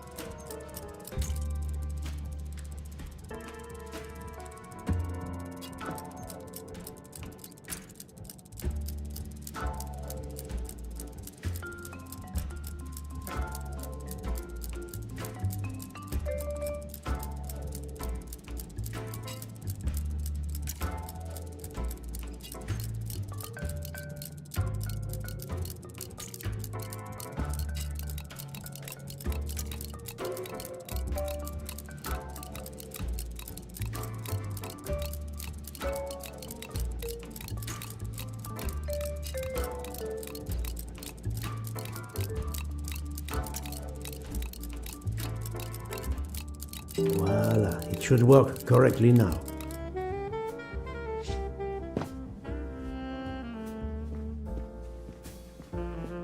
Bravo! I should stick to automobiles. Well, now we can talk calmly. Monsieur Foscarelli, is it? Antonio Foscarelli? Delighted, Monsieur Poirot. You have, of course, heard about Ratchet's murder last night. Oh, naturally. It is all anyone is talking about. Have you ever been to the United States? Yes, it has been a primary market for our cars for the last 10 years. You remember the Armstrong case? Armstrong? The name, yes? It was a little girl. A baby, was it not? Yes, a very tragic affair. Did you know that Cassetti, the kidnapper, was actually Ratchet? Oh, no. Then he deserved to die. I mean, wouldn't you agree?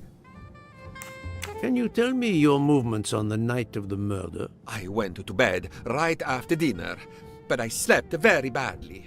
My roommate, Mr. Masterman, had a toothache. Oh, he moaned all night. It woke me up several times. Did you hear anything or notice anything unusual? No, nothing that I can think of. I stayed in my bed all night. Well, thank you, Mr. Foscarelli. I'm sorry I couldn't help more, Signore. I remain at your disposal if you should need me. Thank you so much, Monsieur Poirot. I can put orange juice back on the menu.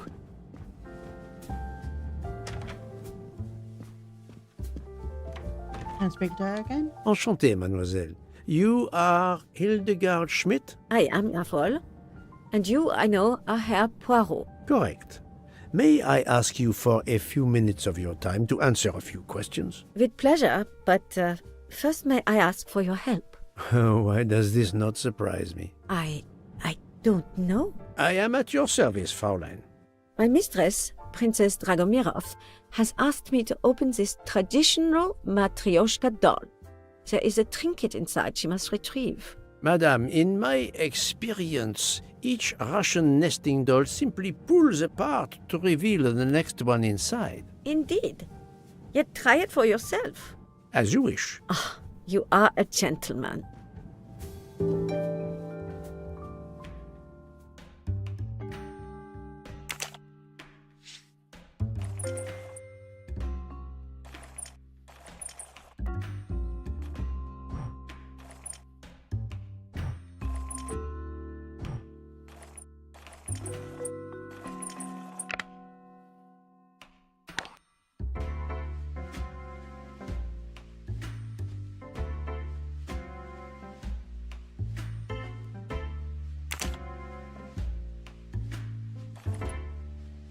Yeah, you do you?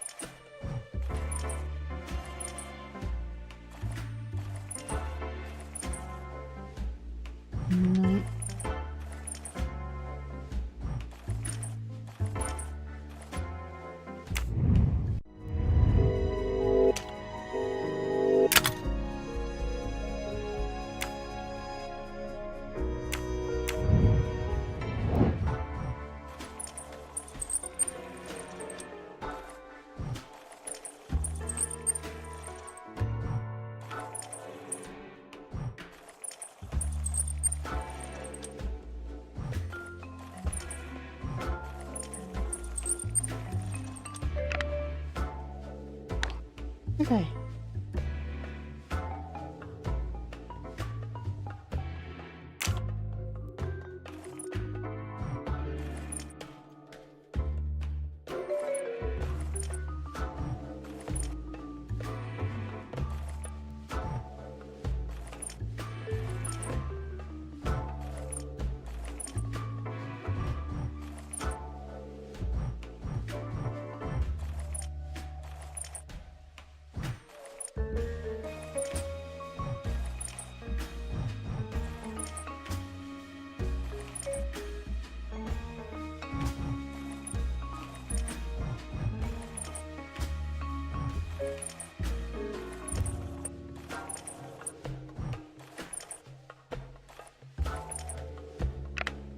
Yeah.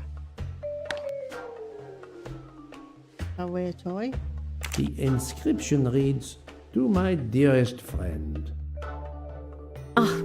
Thank you very much. This doll reminds her of her youth in Russia. Yeah, that it was was very big. hard under the Soviet regime, but thanks to her strength of will, she rose to be the head of a museum of antiquities in St. Petersburg. Even though she now lives in Berlin, it is said that the Kremlin still fears her.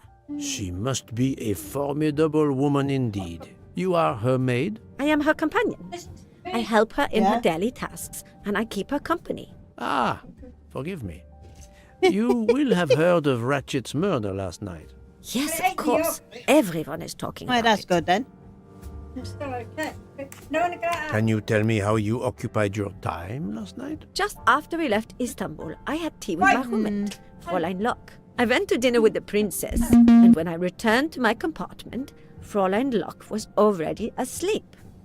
A little later, Herr Michel, the conductor, came to get me because Madame la Princesse needed my help. Her back troubles her. I massaged her for about an hour. Do you remember the time? I'm sorry, I do not mind her. Have you lost a handkerchief embroidered with an H, madame? Oh, no, monsieur. I thought perhaps since your first name is Hildegard. It is not mine, I tell you. I could not afford something so nice. I have no idea who it belongs to. What My you apologies, I did not mean Yes, to alarm it's you. sir. Tell your mum she's listening, so be careful what you're saying. I will do. You hear that, Nick? Thank you for answering my questions, madame. Later on, slugging you off. Hold on, I'll let you know. I'm going to shit me out.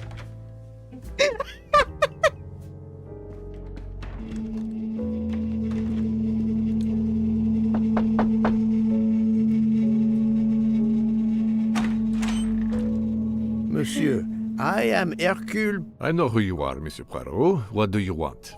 Answers to a simple question or two. All right, but quickly. My wife is quite ill. I would like to stay by her side. I promise. First of all, I imagine you know about the murder. Of course.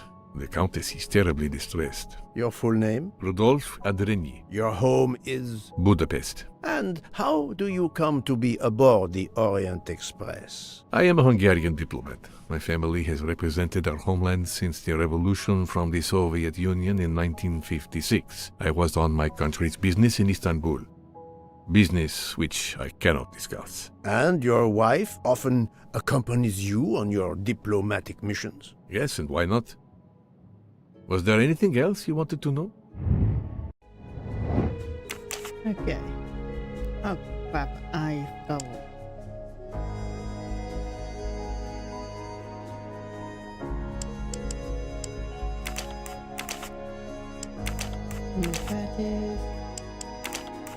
I must admit I'm not. There you go. Et voilà. Can you tell me how you spent last night? I was in our compartment with my wife. She went to bed early. I played a video game on my phone. Around 11 o'clock in the evening, my wife woke up and couldn't get back to sleep. She took a sleeping pill. As for me, I went to bed soon after that and slept straight through until morning. Have you ever been to the United States? I was posted to the Hungarian embassy in Washington for a year. You knew perhaps the Armstrong family. Armstrong? Armstrong. It is difficult to recall. One meets so many people. It was the kidnapping of a child, a very sad affair. The culprit was the man on this train who called himself Ratchet, the one who was murdered last night. Indeed. It sounds like justice finally caught up with him. Thank you for your time. Now, I'd like to speak to your wife, if you don't mind. It's impossible. As I told you, my wife is very ill. Thank you, and good luck with the investigation. Eh bien, the good Count does not appear to want me to talk to his wife. Next one. Madame Hubbard, may I ask you a question or two? It won't take long. Anything I can do to help? Have you misplaced a handkerchief recently? No, I don't think so. Why? We found a handkerchief embroidered with the letter H, so I thought it might have been yours. I'm sorry, but it's not. It may belong to Miss Schmidt, Princess Dragomirov's lady's maid. I believe her first name is Hildegard. It is a possibility. Anyone could be lying, of course. I thank you, madame. Okay, next one.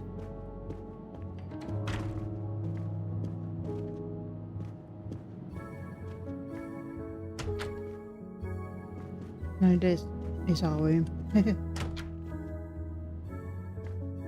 Hello.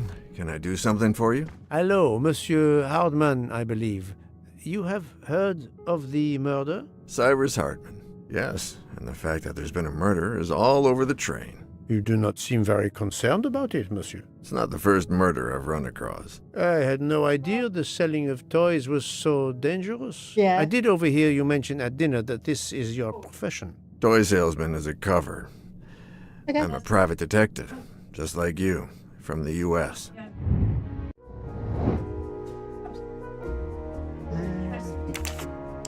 Okay.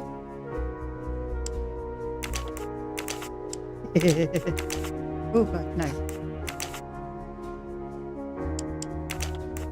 I do not think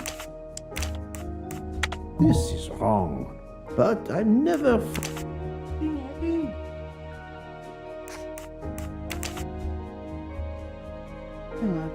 What you said. Voice. I must admit I'm not right this time.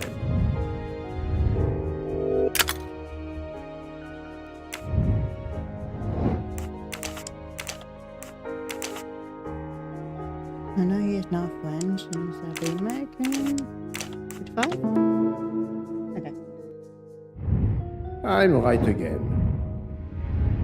I did not expect to find another detective on this train. I just finished a job in Istanbul when I received an email from Ratchet. He hired me to protect him. Something you failed to do. I'm not happy about that.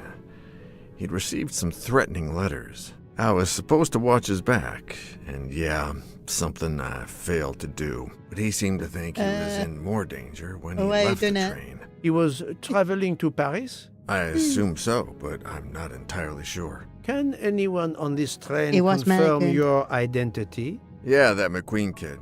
Ratchet's secretary. Were you on duty last night? You bet. I kept my door open a crack and I watched all night. No one entered that car who didn't belong there. Did you see anything in particular? The conductor, Michel, he was there most of the time too, except for 15 minutes or so after we left Vinkovsky. He must have answered a call from Ratchet's room, then he was absent again for a while around 1 a.m. After that, he didn't move until 5. Monsieur Hardman, have you heard of the Armstrong case? Armstrong? The kidnapping 3 or 4 years ago? Who hasn't? Why? Ratchet's real name was Cassetti. I have reason to believe he was the kidnapper. What?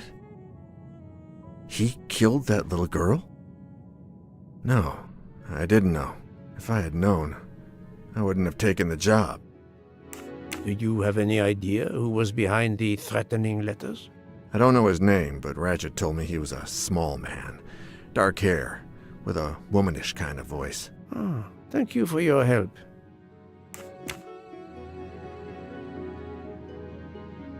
Is this handkerchief embroidered with an H yours? Do I look like the kind of guy who would use a handkerchief like that? Thank you for answering my questions, Monsieur Hardman. Listen, Poirot.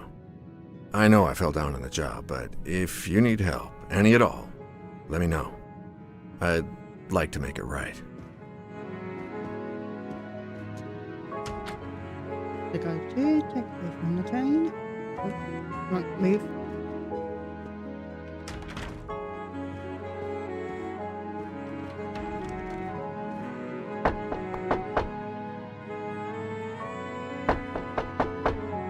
I am not prepared to receive anyone. Come back later. Very well, madam. I'll come back later. But you will need to speak to me.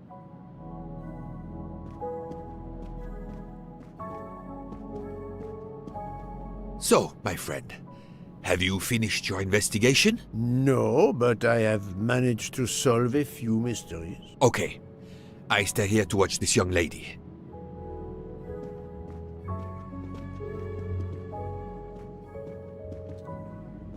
I hope your investigation is going well, Mr. Poirot. Ah, Monsieur McQueen, may I ask you a question? Anything I can do to help, Mr. Poirot? This handkerchief embroidered with an H. Is it yours? No, I don't use cloth handkerchiefs. Thank you. I won't bother you anymore.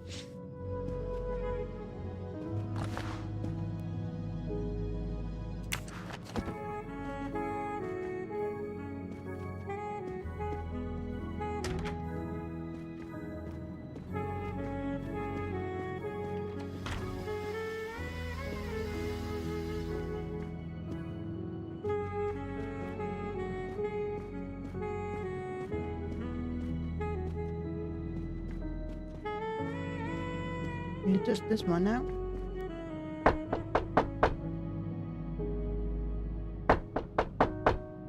I am not prepared. Very well.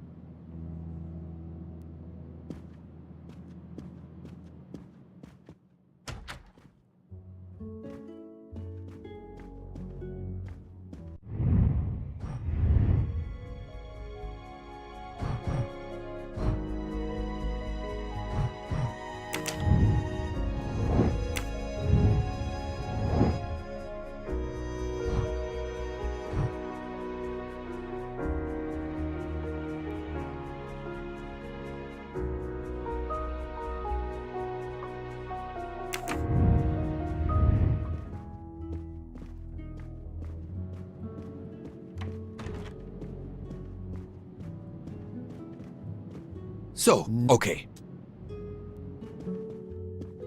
Excuse me, Doctor. May I ask you a question? Anything that can help the investigation, Mr. Poirot.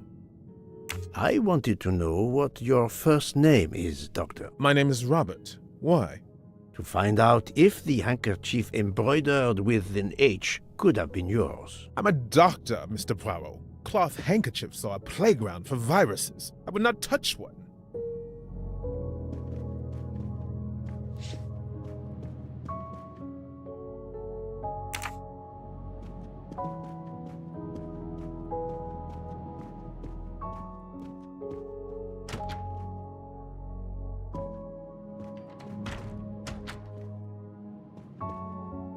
Right, read the name.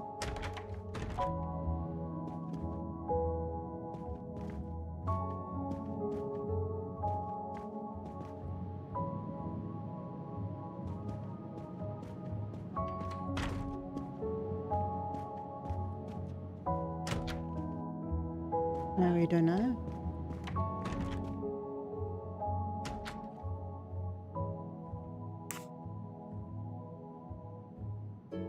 Monsieur, if I am to catch this murderer, I will need your help. My help? I am at your service, Poirot.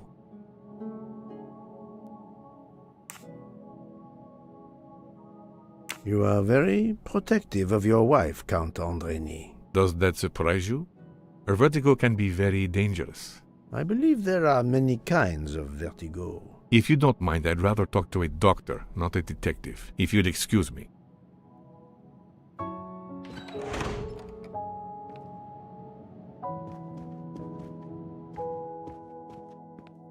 I'll go back later and film.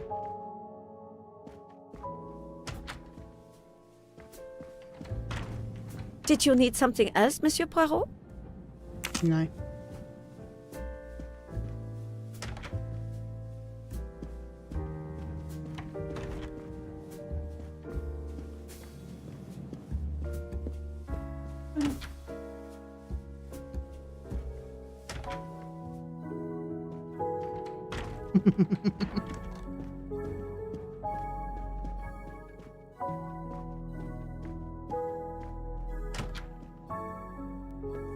I'm sorry, sir, but I must concentrate on my baking.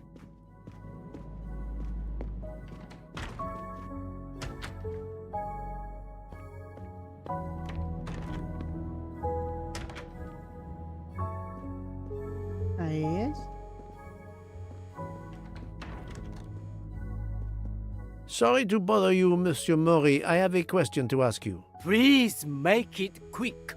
I have a meal to prepare. This handkerchief embroidered with an H, is it yours? No, I've never seen it before. Thank you. That is all I wanted to know. I hope your investigation won't interfere with today's menu.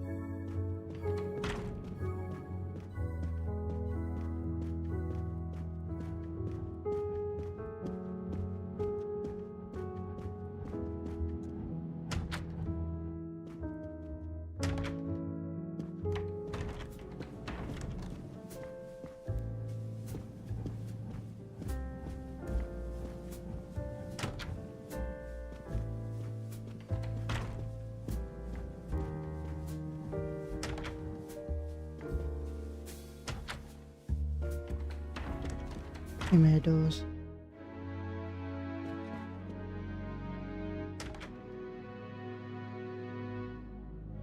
I would like to speak to Countess Andrény, please. As I have already told you, she is in no condition to speak to you. Monsieur le Comte, I am investigating a murder. I wish you every success, but my wife is too frail to be questioned.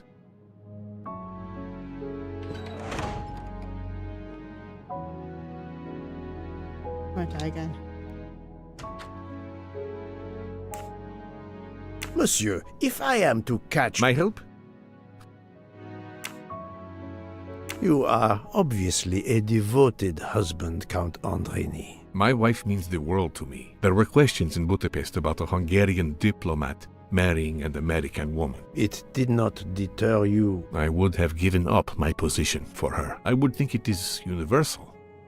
Are you married, Mr. Poirot? No, I fear marriage is not for me. But her condition, is it very grave? She is suffering a bout of vertigo.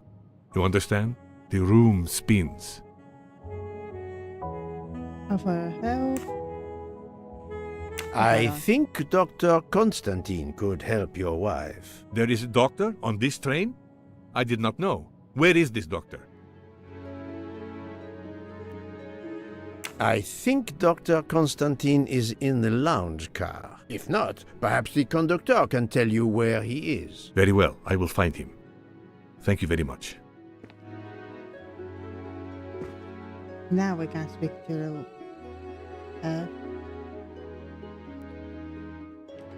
Forgive me for intruding, madame. I am Hercule Poirot. I know who you are, Mr. Poirot. I overheard you send my husband on a wild goose chase. Your husband cares for you greatly, madame. I apologize for exploiting that fact. But the situation is urgent, and I need to ask you a few questions. Apology accepted. I realize you must speak to everyone. This horrendous murder.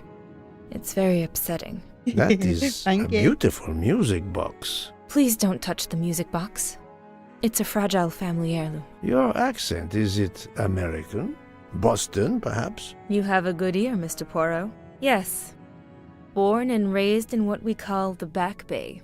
Are you in the diplomatic service like your husband? No, not officially. I was still in college when I met Rudy 2 years ago. I keep myself busy handling his scheduling, travel, appointments. Ah, what is the saying? Behind every great man there is a great woman. That was the saying. Today one might reverse the sentiment as well, don't you think? Of course, I stand corrected. American.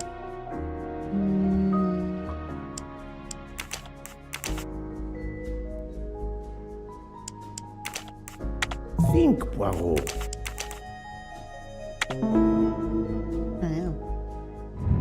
That's the right answer. A handkerchief embroidered with an H was found at the crime scene. By any chance, does your first name begin with an H? No, my first name is Elena, with an E. Can you tell me what you did last night? Well, my husband and I went to dinner. Then we came back here. We went to bed around 10 o'clock. I tried to sleep, but I couldn't, because of the shaking of the train. I suffer from vertigo. I finally took a sleeping pill, and that did the trick. When did the train's motion prevent you from sleeping? Between midnight and 2 a.m. I know because I must have looked at my watch about 10 times. I see.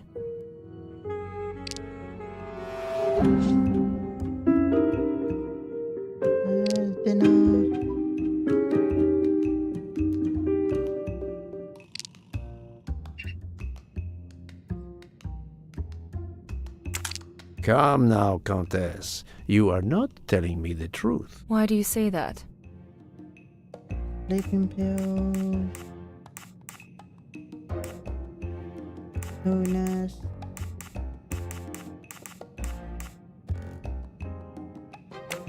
The train stopped at 12:30 a.m. due to snow, so there was no shaking of the train. But you told me that it was the shaking that prevented you from sleeping. I don't know, you're confusing me. My vertigo. Madame, a man died last night.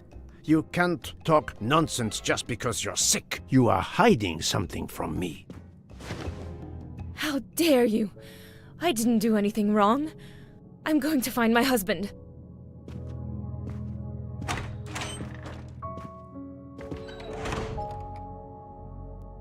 That was unkind, I know, but my strategy worked. I can now inspect this room in peace. Okay, let's take a look round.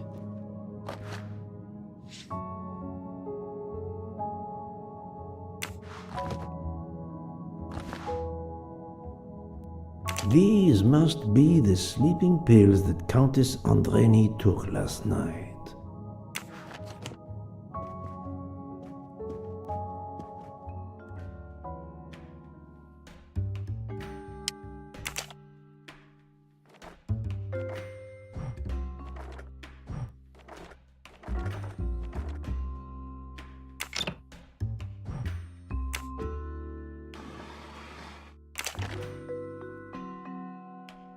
Oh, yes.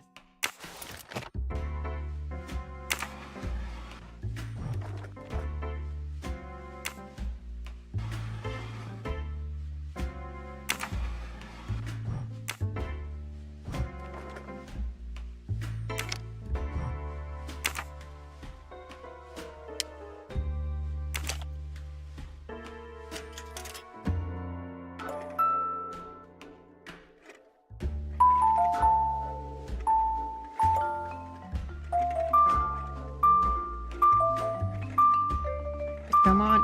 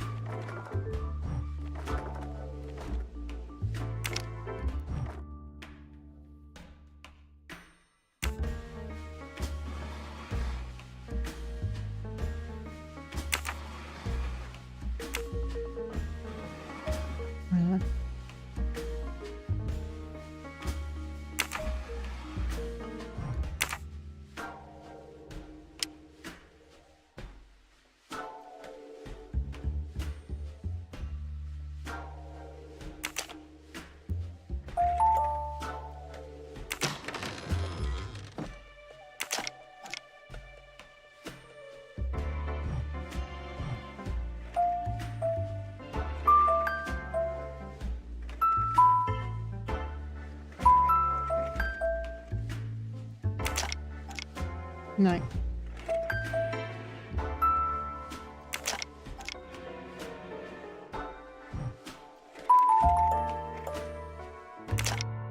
Help! Ah.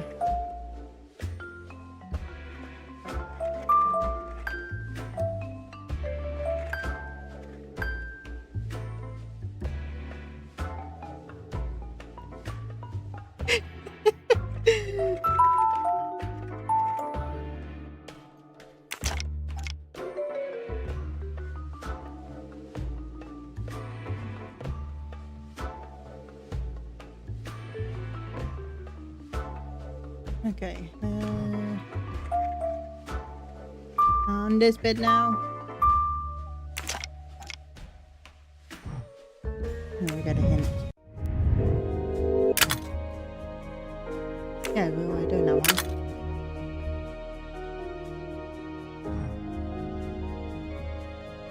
Yeah, we've done that one.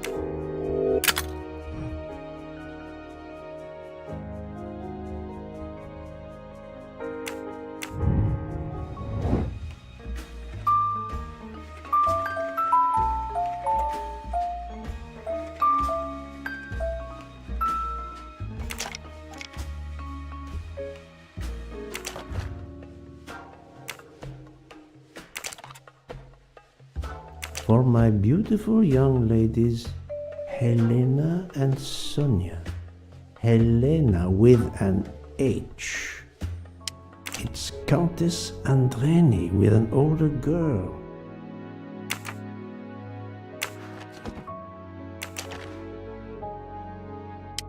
An engraving written in, I believe, Russian Cyrillic.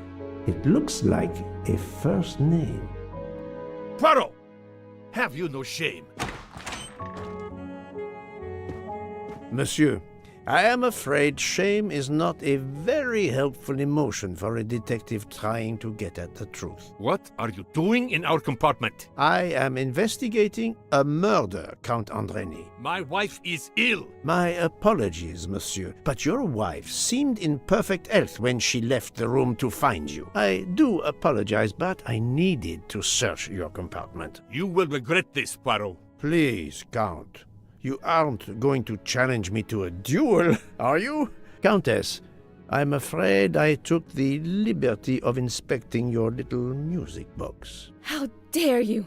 The message in the medallion was addressed to you and Sonia. Sonia Armstrong, your older sister, the mother of Daisy, the murdered child. I am a Hungarian diplomat. You have no official standing here. You have no right to search. No, Rudolph. Let me speak.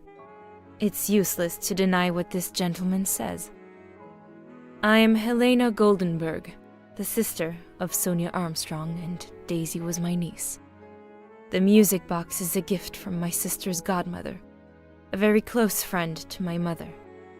We hid the truth from you when we learned that the man killed last night was the person who destroyed my family. I panicked. I didn't want to be accused. That is also why you lied about the H in your first name? Exactly. Your ferreting about looking for the H is obviously part of your investigation. If I found a handkerchief in Monsieur Ratchet's room embroidered with an H, I might suspect you had been there. A handkerchief?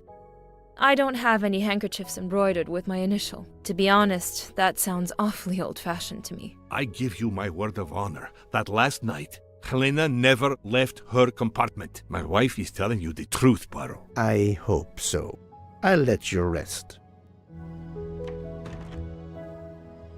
The matter of the H on the handkerchief still needs clearing up. But first I should check the inscription on the back of the medallion.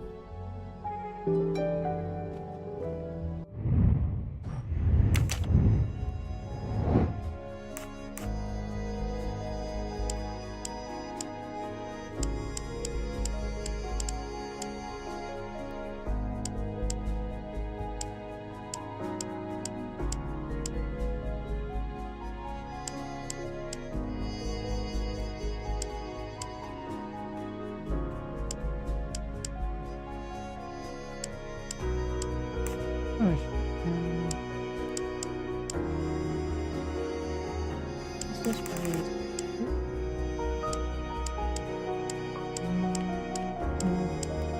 That goes off.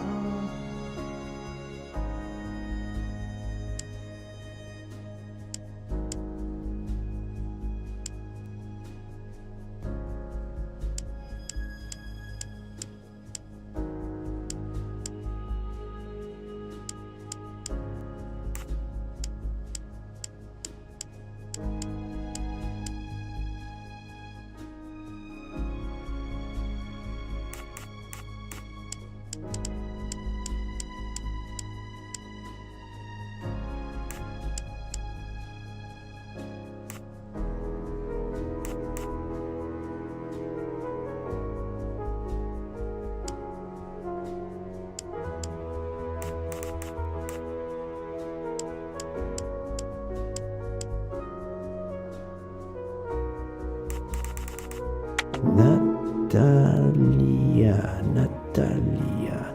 Would it be Natalia Dragomirov?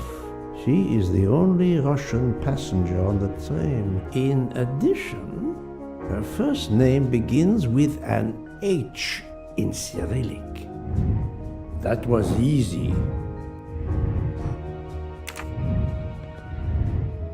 Okay, where's the runner?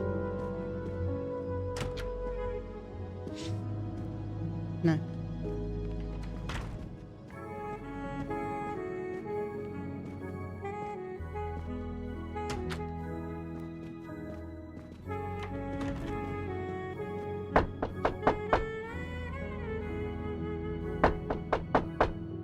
I am not prepared to receive any— I'm sorry, madame, but a man has been murdered.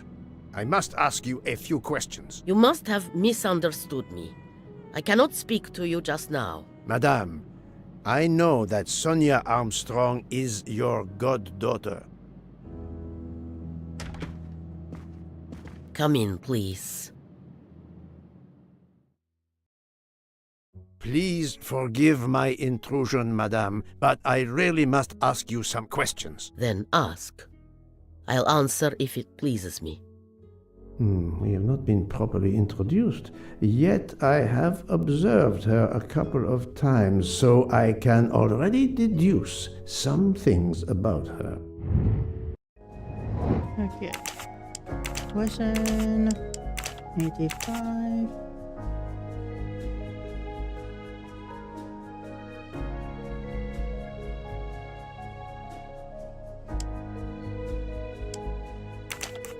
This is wrong. No, not good.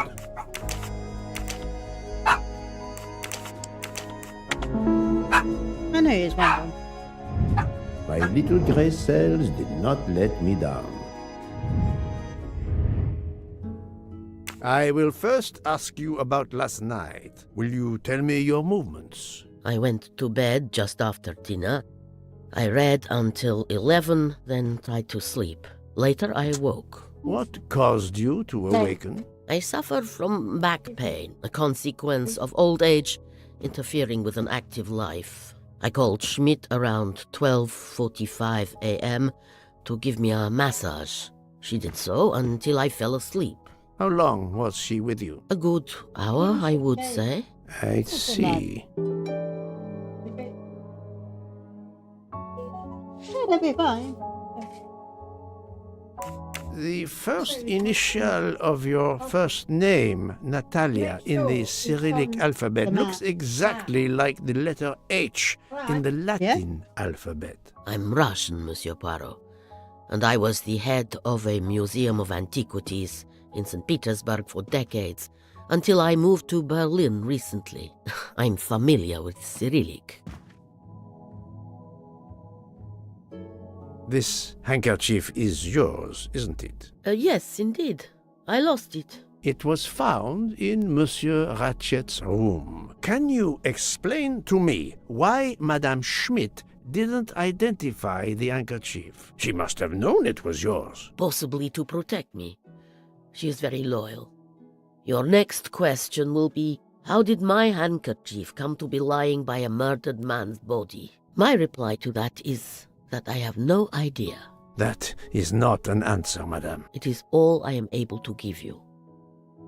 I must tell you, Princess Dragomirov, I have discovered something astonishing. And that is? You are Sonia Armstrong's godmother. You make that sound like a revelation. I have never hidden the fact, monsieur. You knew Colonel Armstrong well, then? I knew him slightly, but his wife, Sonia Armstrong, was my goddaughter. I was on terms of friendship with her mother, the actress Linda Arden. Linda Arden was a genius, one of the greatest tragic actresses in the world. I was not only an admirer of her art, I was a personal friend. Very well. But this links you to the Armstrong kidnapping case. Helena Andreni is the sister of Sonia Armstrong, the late mother of Daisy Armstrong, kidnapped and killed by the man who was murdered on this train, Ratchet. Indeed. Was it he? Then justice has at last been served. Allow me to summarize. Do I have a choice? First coincidence, I shall call it. You are close to the Armstrong family, and the presumed assassin of Daisy Armstrong was killed while you were on board the same train. Second coincidence. Your handkerchief happens to be found at the foot of the victim's bed. Third coincidence. One of the stab wounds inflicted on the body was by a left-handed person. You are left-handed. That is a lot of coincidences, Princess Dragomirov. Well, Monsieur Poirot, call it fate. If you report to the police your coincidences, they will laugh. A woman of my age and frailty has violently murdered a man? With how many potential witnesses who saw me doddering along the corridor in the middle of the night like Lady Macbeth? You are right, Princess. You could not work alone, which means you have one or more accomplices. And it is only a matter of time before I find out who they are. I would appreciate it if you would remove yourself from my room and take your fantasies with you.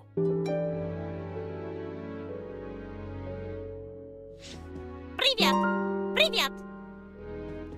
Okay. I'm gonna do this.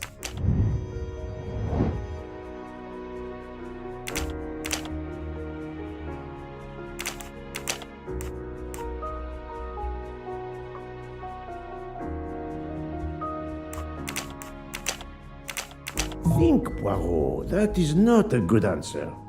Oh god, no.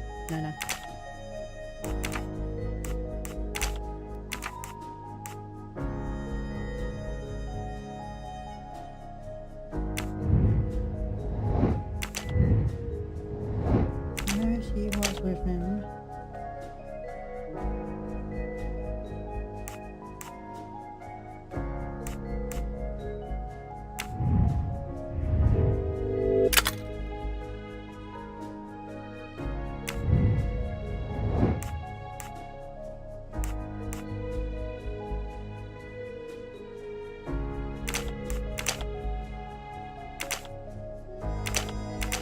I do not think that's the right answer.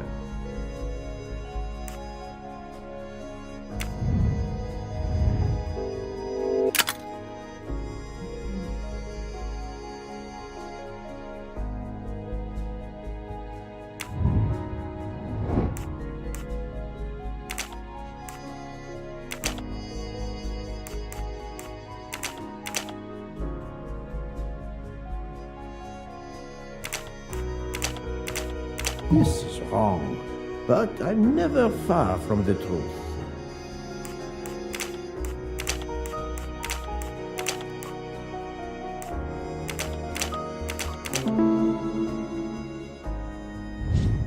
That was easy.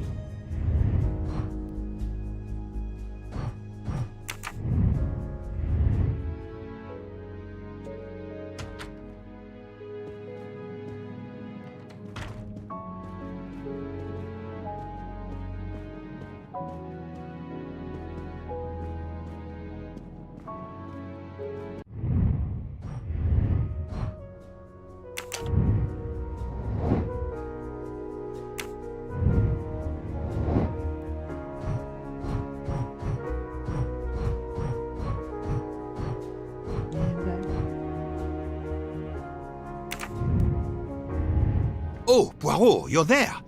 She hasn't moved, but she seems to be waking up little by little. What about you? Your investigation progresses? I find myself helping everyone with their problems before they can help me with mine.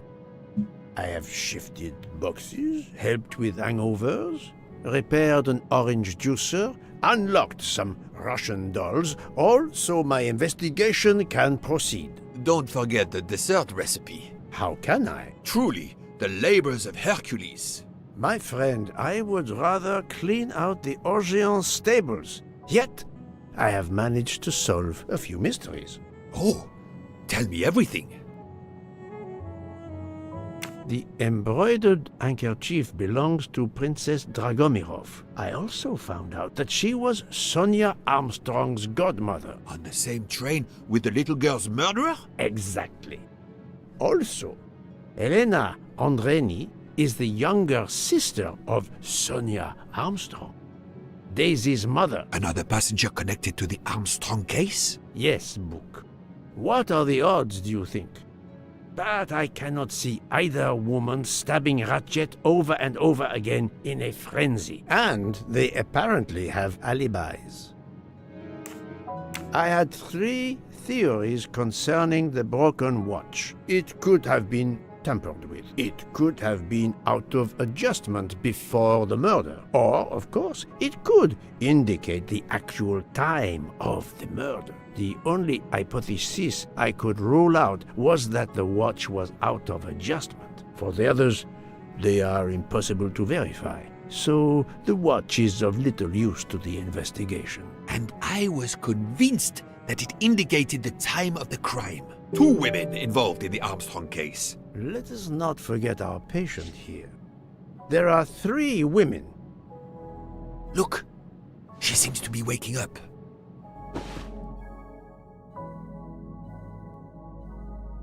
What's happening to me?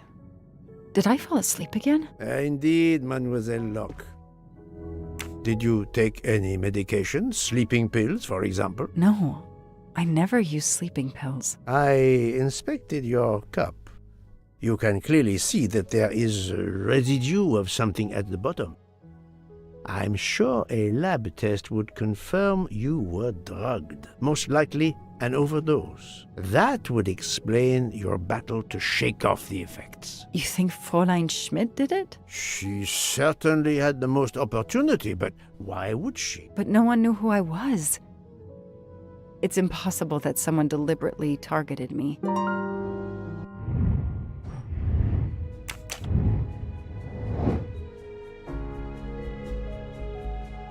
Hey, people.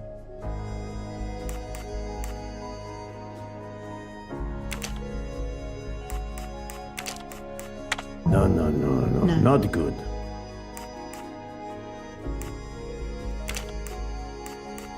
Think, Poirot, that is not a good answer.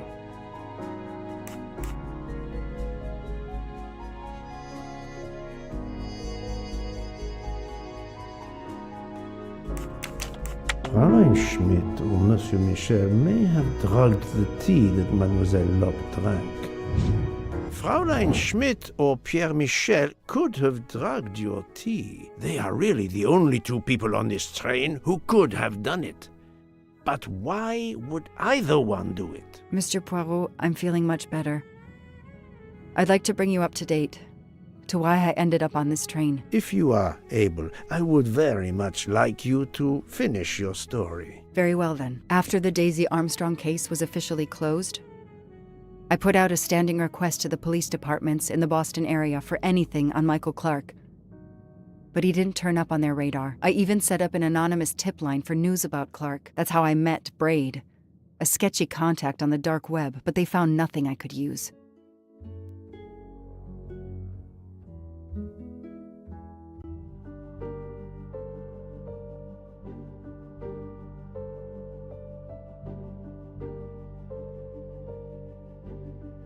Four long years passed without anything new.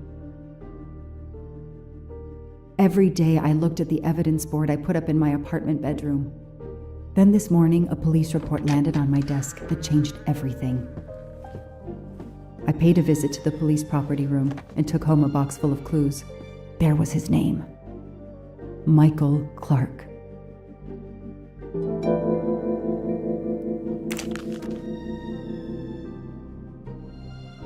A bill from the power company with, I'm sure, plenty of excuses why my rates keep going up.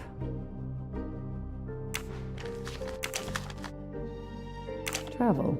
For the discriminating traveler. Also for the overworked detective who never seems to have time for a vacation. Well, I can dream, can't I?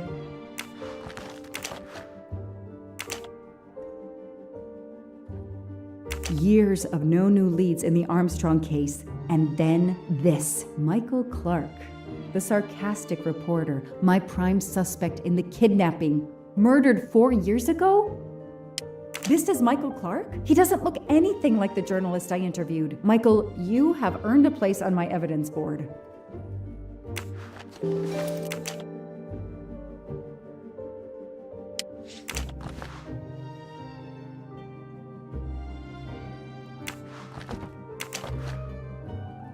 The lab team found this keychain in the cabin, but they wouldn't have bothered to examine the keys once the DA shut down the investigation. The keys were just tossed in the evidence box along with everything else. It's too unusual not to demand a closer look.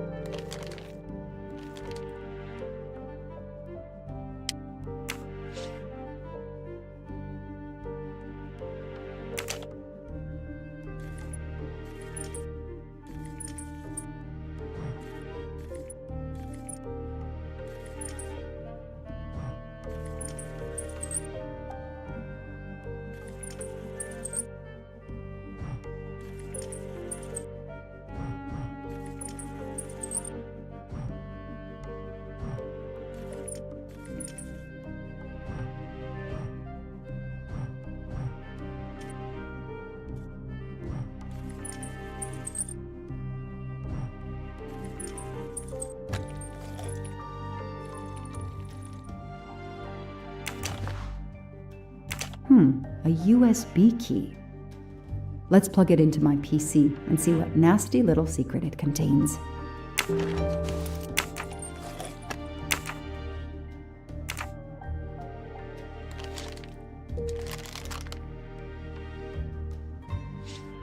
Okay, there's them all.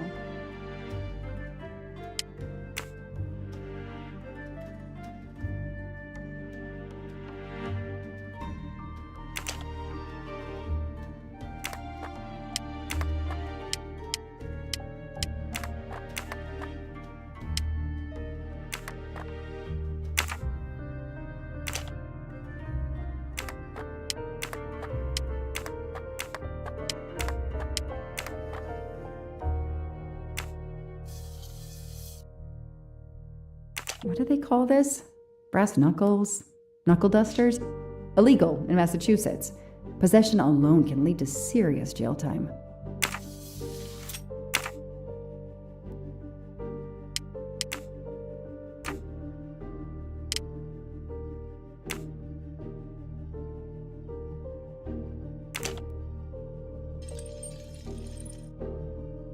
A key knife. They sell them on the internet for self-protection.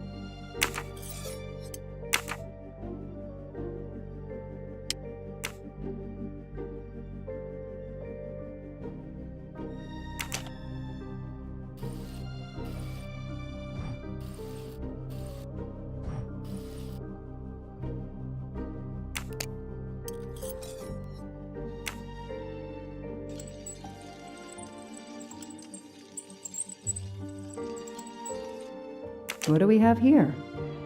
A flashlight. They can also conceal knives, but in this case we have lockpicks.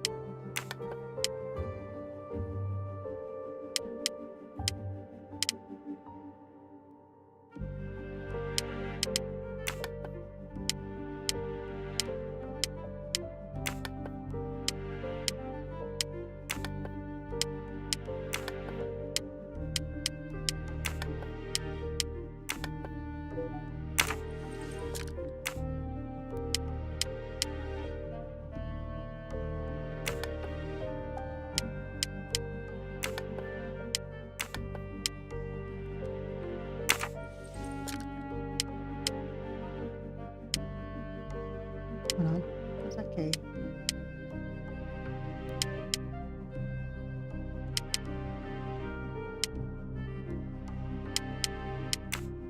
Nope.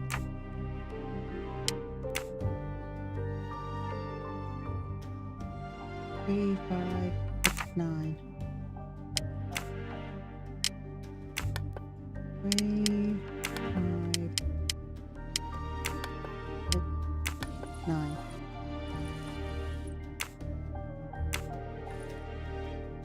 What do we find? Hello, Hosted. A capsule you and a doing? smell.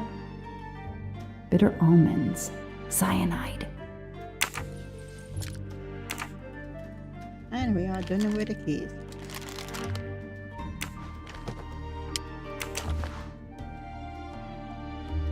So clever. All that evidence, and yet no DNA found.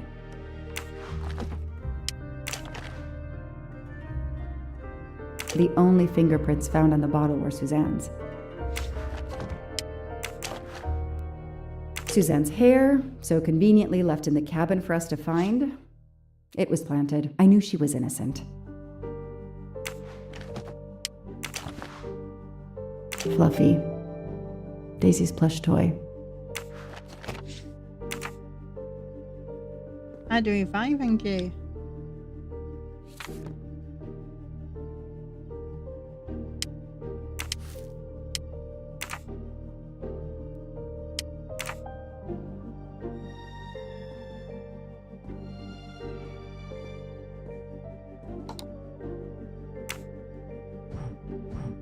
Shaved off the metro beard.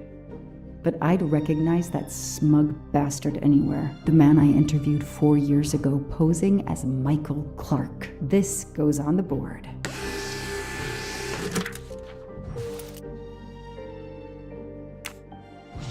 Maybe they needed to show the ransom to someone, to check if the serial numbers were still on record. I'll print them, and on the wall they go.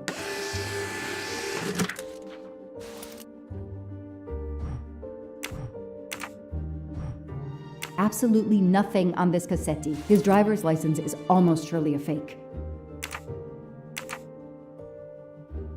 I know I have to stop printing. It's bad for the planet.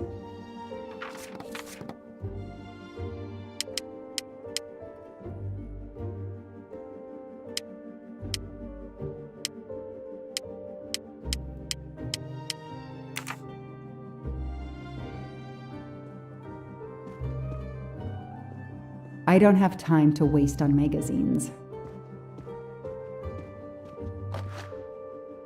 I've read it probably 10 times already, but I can't get enough of it. Don't know why. Maybe because it helps me sleep?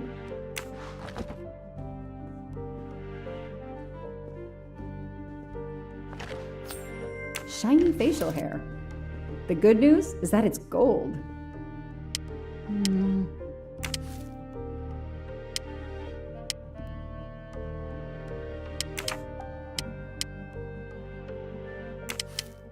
So, Ratchet's real name was Cassetti.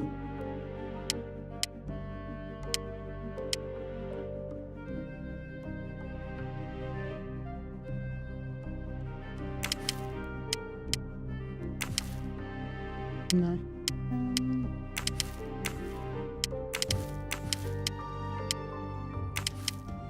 This tattoo is the same on both pictures.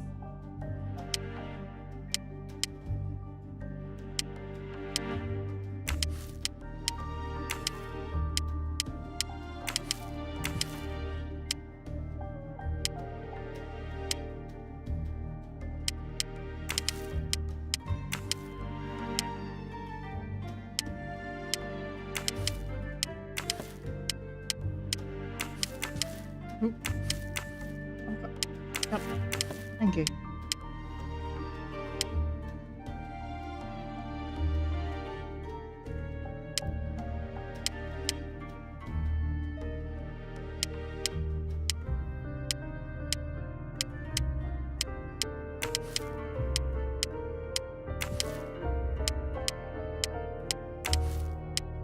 I knew it! The faces don't match at all. They are clearly two different men. I should run facial recognition on my computer.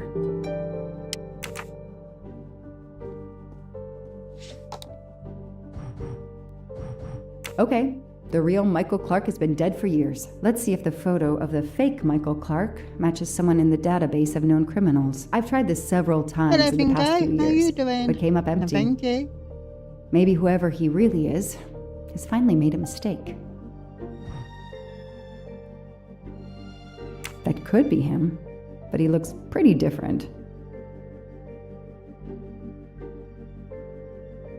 There's a nose. Yes, he seems different at first glance, but still, it's the same person. And No, Joanna. That doesn't track. And the glasses. Come on, Joanna. That's a rookie mistake. No, I did something wrong. Nice. Good. He's changed his appearance a lot. Probably had some plastic surgery on his nose, but there is no doubt it's the same person. Let's see why he was arrested. Mr. Ratchet, you didn't just steal statuettes. What recent information does the database have on you?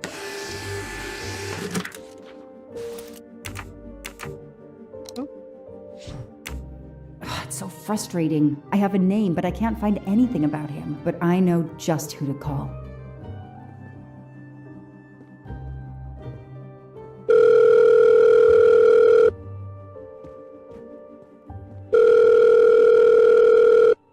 Robot Defense League, we are monitoring this call. Hello, Braid. Long time. Oh, Joanna. Hey, how may I assist you? I need you to search the dark web.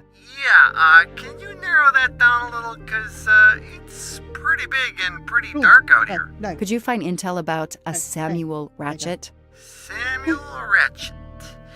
Got it. Bad dude? They don't come worse. Send me what you find by email. Alright, hang on. Okay.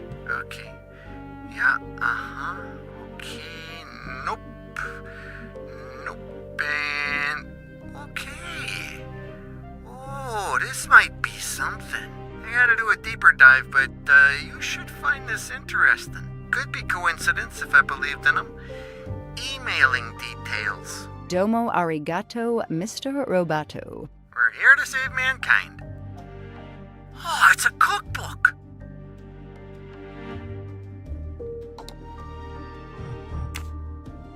The Orient Express. I'm gonna print these tickets and put them on the board.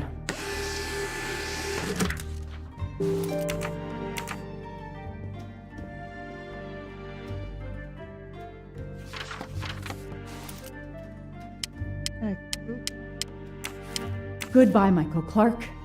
Hello, Samuel Ratchet, the man who stole your identity and your life. This is Ratchet's ticket.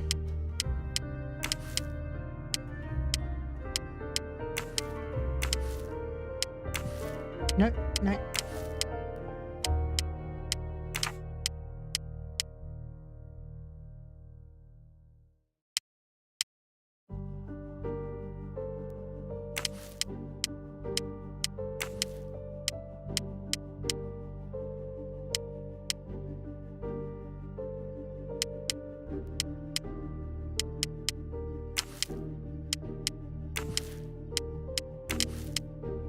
These tickets were all booked by McQueen.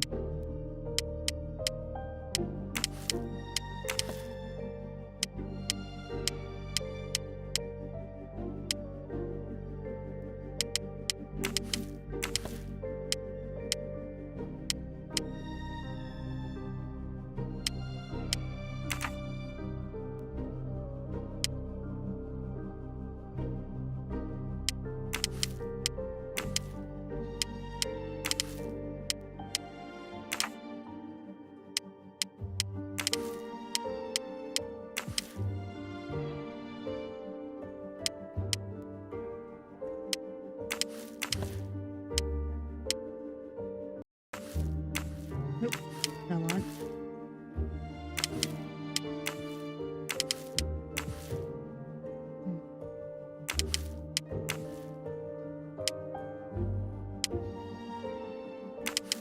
The person traveling with Ratchet has the same last name as my district attorney during the Armstrong case?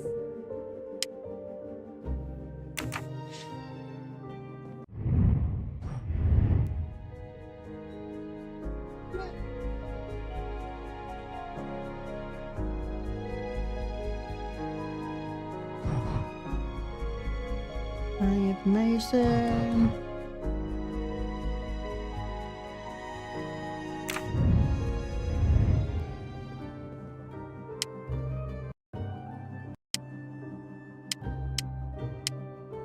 Don't forget to take your pills. I know.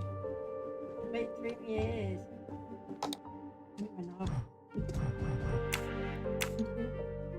I knew it. He's the son of my former DA. He goes on the evidence board.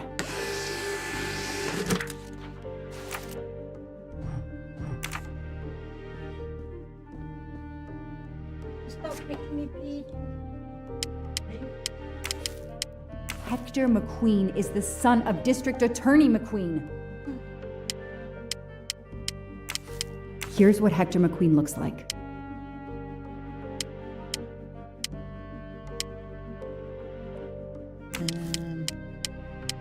This guy works for Ratchet, and if that's a coincidence, I'll eat my badge.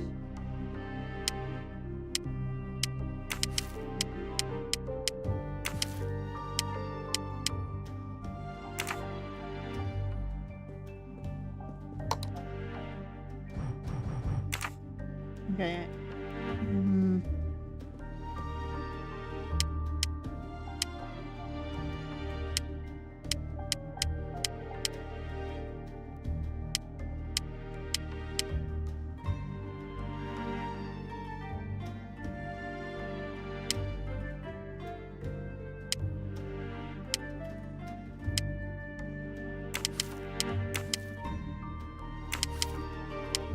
No.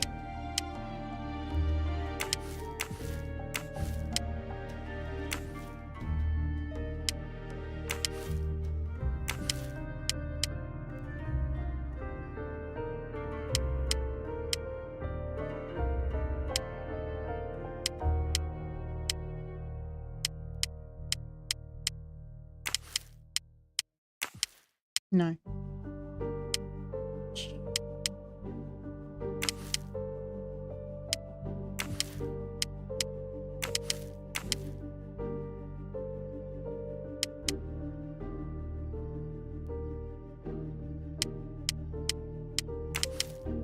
As Ratchet is alive, the dead man can only be Noah.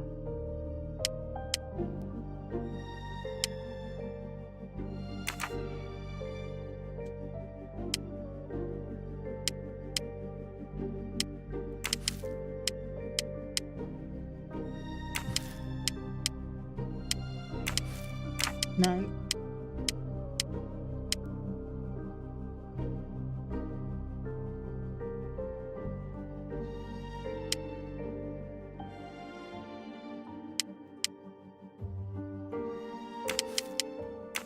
Neither do I.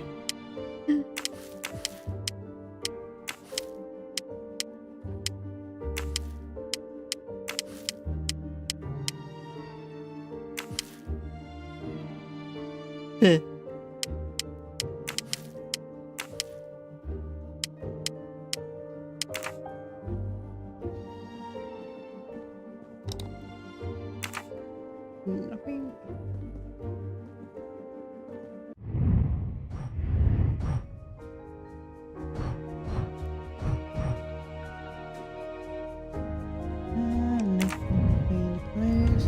Okay.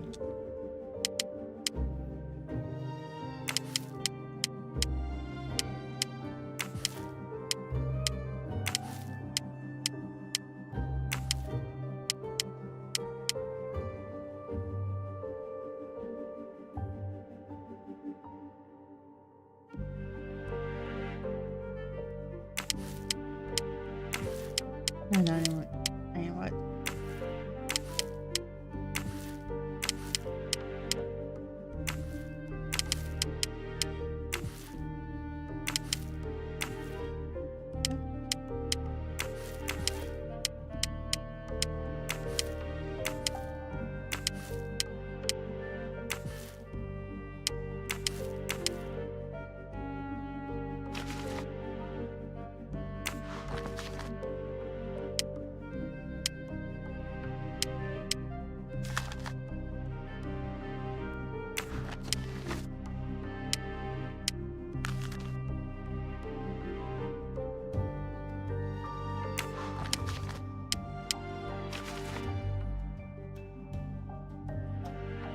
Armstrong.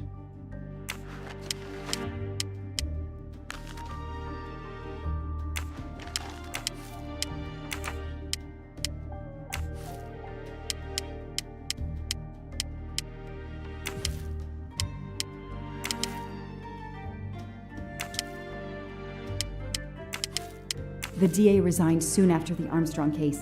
It haunted him just as it has haunted me.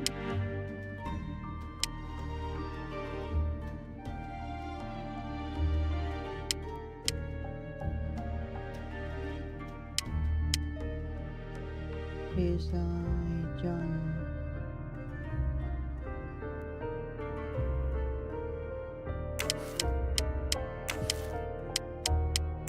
It is. It is. Just click it and think.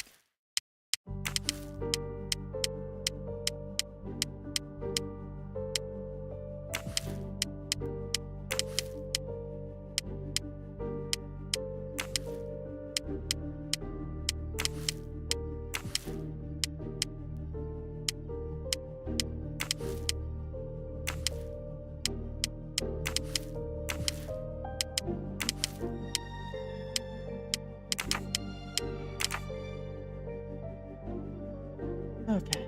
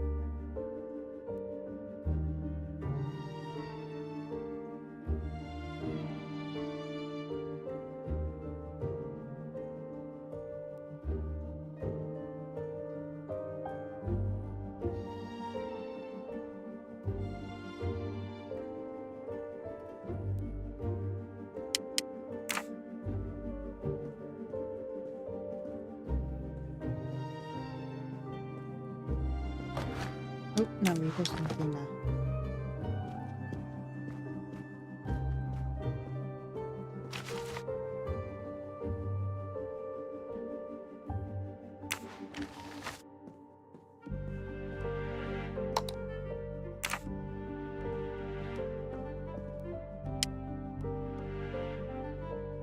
Okay.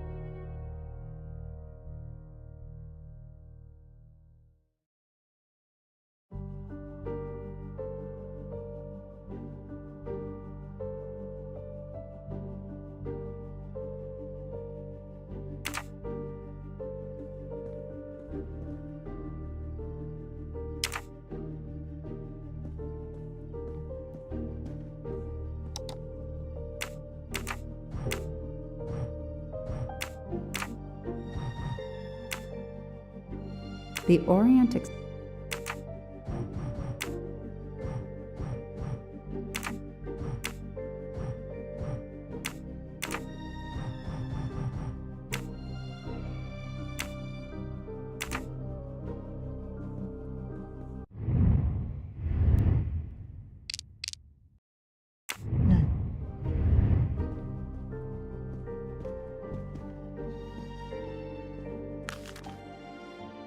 The Orient Express departs from Istanbul next week. Interesting. I'll put it on the board.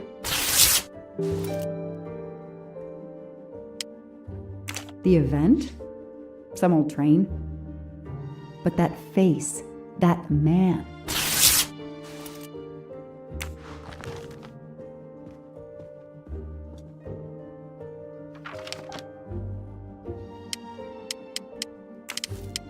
Ratchet will be traveling on the Orient Express in a week.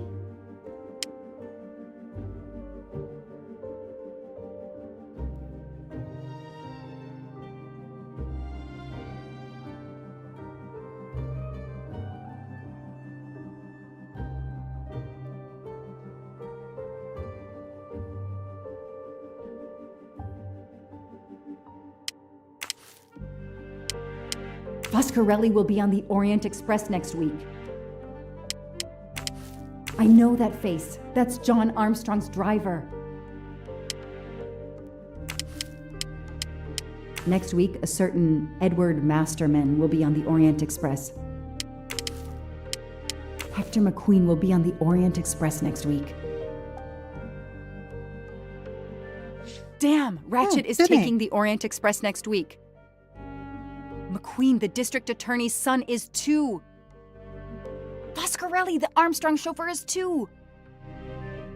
It can't be a coincidence. McQueen and Foscarelli must have decided to take revenge and will undoubtedly attack Ratchet on this train. I have to be on the Orient Express to stop them. And above all, I must stop Ratchet. But I can't do it in Istanbul because there's no extradition treaty with the United States. Ratchet can never be judged in the US without an extradition treaty. I'll have to wait until he's in Paris to have him arrested.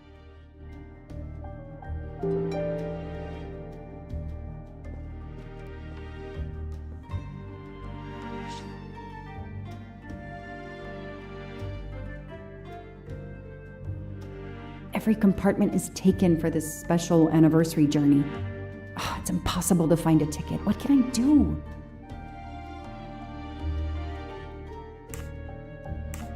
I could try to get on the train without a ticket, but I could end up arrested. And Ratchet could get away or get murdered. No, there's a better way. Let's find out who's traveling on the Orient Express. Time to call Braid.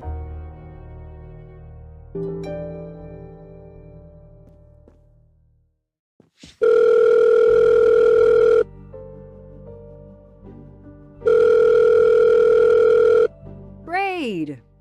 It's me again. I haven't found anything useful yet. I need one last favor. But it's a big one. Uh-oh. Can you find me the list of passengers of the Orient Express for that anniversary trip? Hold on. Jeez, their IT is surprisingly good. Maybe because of the big event. I found the list, but they sealed my back door as I was starting to capture it. Oh no. Whoa, calm down. I got one name. Female. The name I got before they kicked me off the server was Stacy Johnson. Do you feel like a Stacy Johnson? The question is, how is she going to feel about helping me? That's one you'll have to figure out for yourself. I gotta go back to weaving my magic on the web. Okay.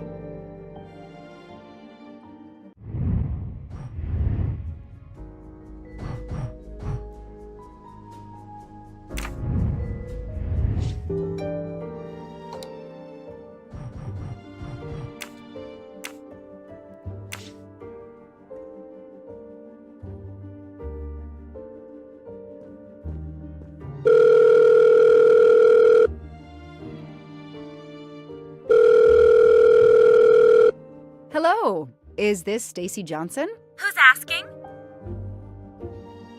My name is Joanna Locke. I'm a police detective. And I'm just an actress.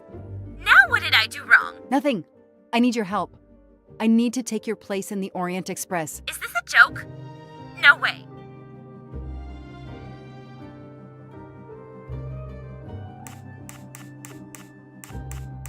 Do you remember the Armstrong kidnapping? Of course I do.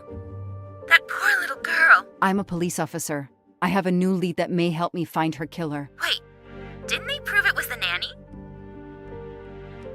I have found compelling new evidence. I've reopened my investigation. You know, I had my doubts about the murderous nanny. I played a nanny a couple years ago in a slasher. I was killed in the first episode, but it got me interested in helping kids. Stacy, please. You say you help kids? Well, I joined a couple of associations who are trying to help underprivileged kids. If this little girl's real killer is still out there somewhere, I'd do anything I could to help. Getting me on that train will help more than you can imagine. So, you want my ticket for the Orient Express? But I booked it months ago. I was so much looking forward to this trip.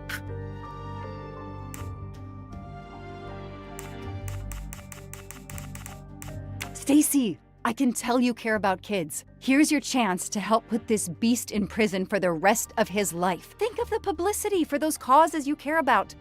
Think about the kids. The kids? Yeah. All right. We'll do it for Daisy and the kids who suffer. I'll take care of changing the tickets to your name and send it to you. Get him. Make him pay. I will. Thank you so much.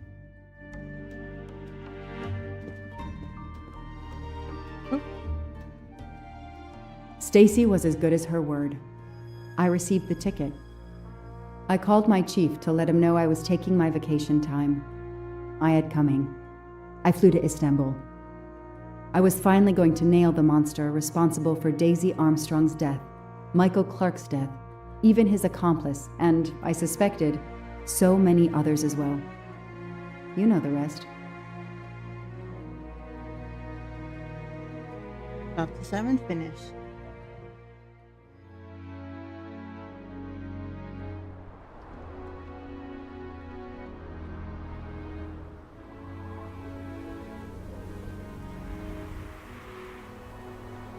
And that's how I found myself on this train. On Ratchet's trail. The rest, you know. My identity is easily checked with the Berkshire Police. Thank you for your detailed account, Mademoiselle Locke. In addition to giving us crucial details of the investigation, you have made it clear that there are many who might wish to see Ratchet dead. Prepare your engine. I know you are innocent. Your forthright testimony and your movements, or lack of them, last night eliminate you from our list of suspects. I agree, without a doubt. Another detective will be great help to the investigation. Book. Although my friend certainly does not need any help. You are too kind. Thank you for believing me.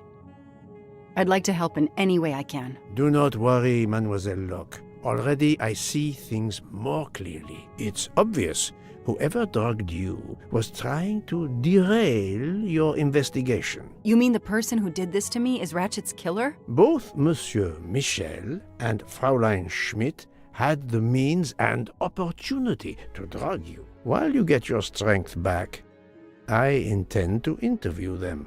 Excellent idea, my friend. All this excitement has whetted my appetite. I'm sure Mademoiselle Locke won't say no to a good, invigorating meal. What? No. I want to hear what the conductor and Fräulein Schmidt have to say for themselves. It is my duty to ensure the well-being of the passengers. If Dr. Constantine has no objection, I will escort you to the restaurant car. On the contrary, some food will do her the greatest good. Well, I'm still a little shaky. Mr. Poirot, will you please keep me informed about what you learn? You may be certain of it. Okay, where's the them two? I'm looking for again. No.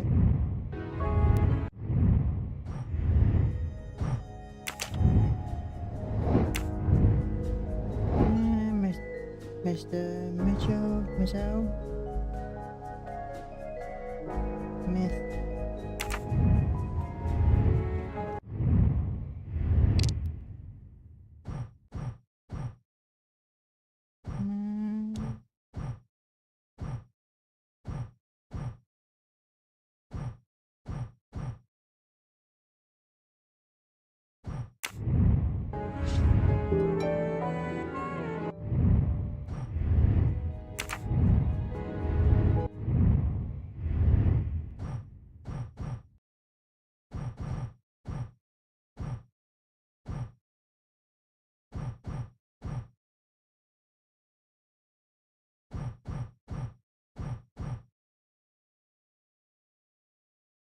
Oh no, Brian.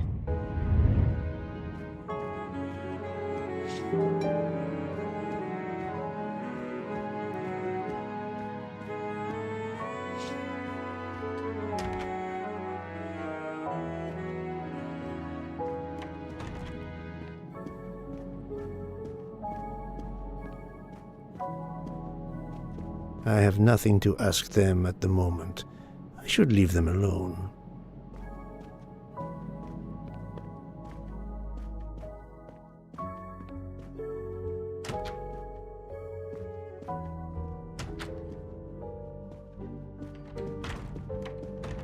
Good evening, Fräulein Schmidt. May I disturb you for a moment? You asked so politely, mein Herr, but I do not think I have a choice.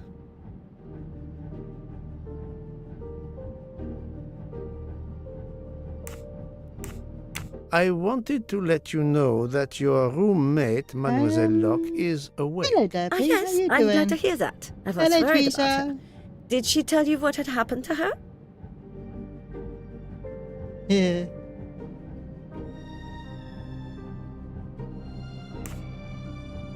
Unfortunately, she doesn't remember much, but we found a residue of a sleeping pill in her cup of tea. Since you two were alone together in your room when she drank it, who else but you could have dragged her? Must I point out I do not make the tea on this train? You should question the conductor or the kitchen staff.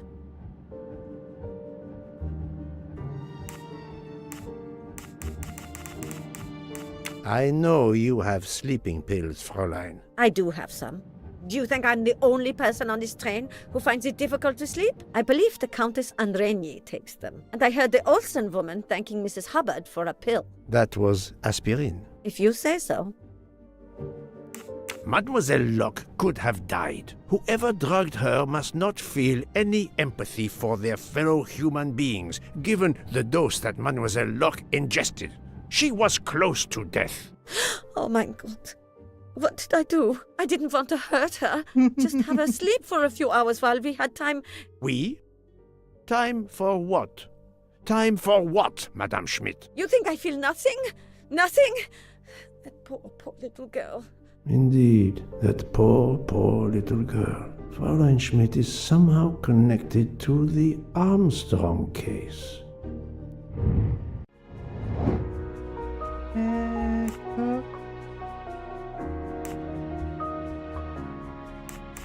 I want these two.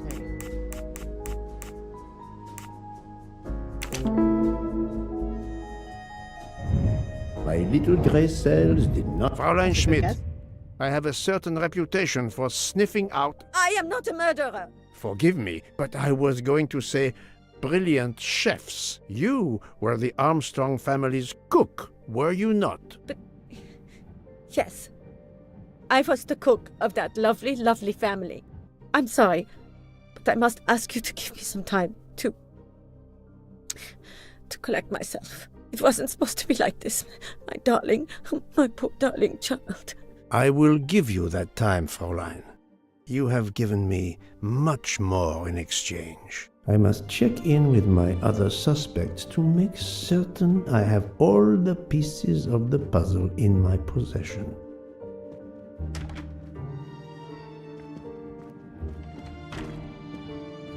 Can I get you something, Monsieur Poirot? Everyone is so tense. An aperitif soon, Monsieur Fauchet, with pleasure, when the matter is resolved.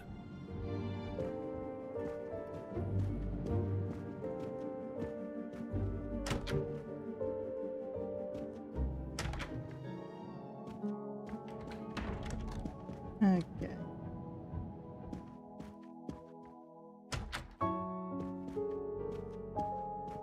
Hold on.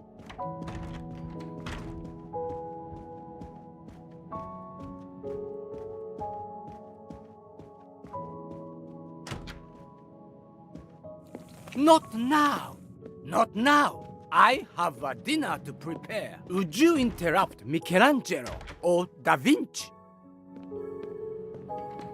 No, I tell you. Oh, sorry. Yes. Oh. Yeah. Yeah, give me a few minutes. Okay.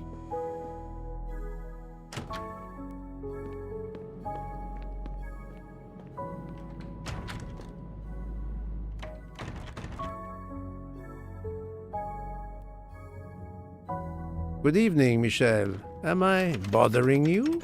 You seem stressed. With everything that's going on, I must admit it's difficult to be relaxed. Of course, I understand. Especially since we know that Detective Locke's tea was drugged before it was served to her. Detective? Come now, Michel. Surely you would have taken the opportunity to search her things and found her badge. Luckily, she woke up and was finally able to tell us her story. Otaru boiled the water, Jean made the tea. I just brought it. Sir, it could have been any of the staff. Your defense is to accuse others?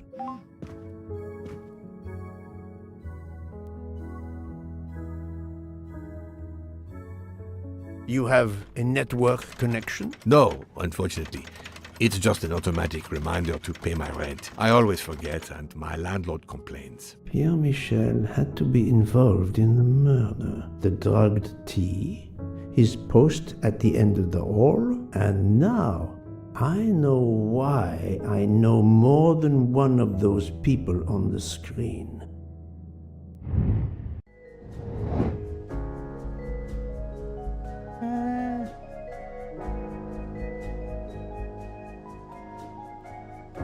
Oh, what is his name? No, not good. Yes.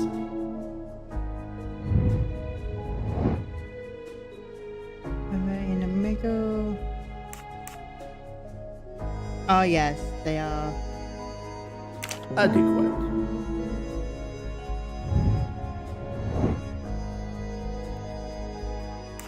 I do not think that's the right answer.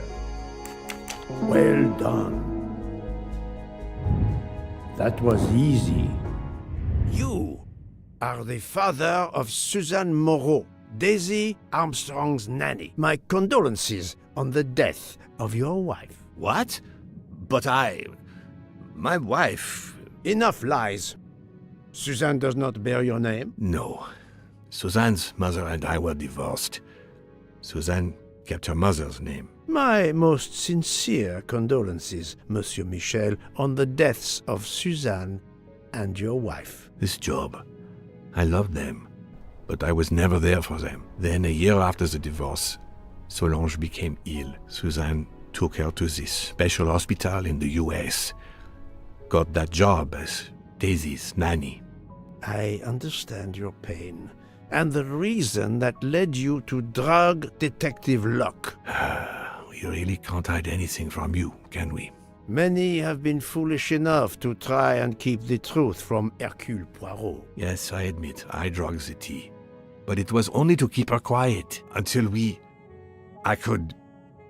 But she reacted so much to the sleeping pills. She was lucky, as are you, that she didn't die. To be frank, there is one more thing that puzzled me, but I think I understand now.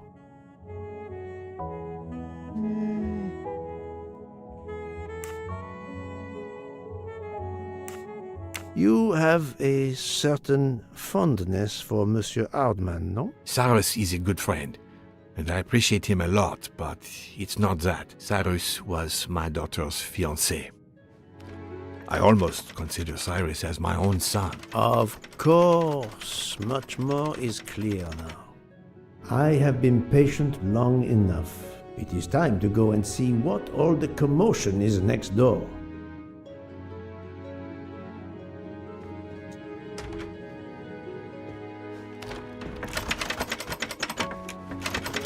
Monsieur Hardman, excellent. The gods who watch over detectives must have trapped you here. Why didn't they watch over me? I'm a detective too. I was talking to Michelle about a leaky faucet, and I wanted to go out, but you showed up. No need to invent some preposterous story. But really, Michelle has told me everything. You are the fiancé of Suzanne Moreau, his daughter. Oh. I see. Surely this is not a big surprise to you. No. Suzanne was the only woman I ever loved. And I failed her. We got into a spat.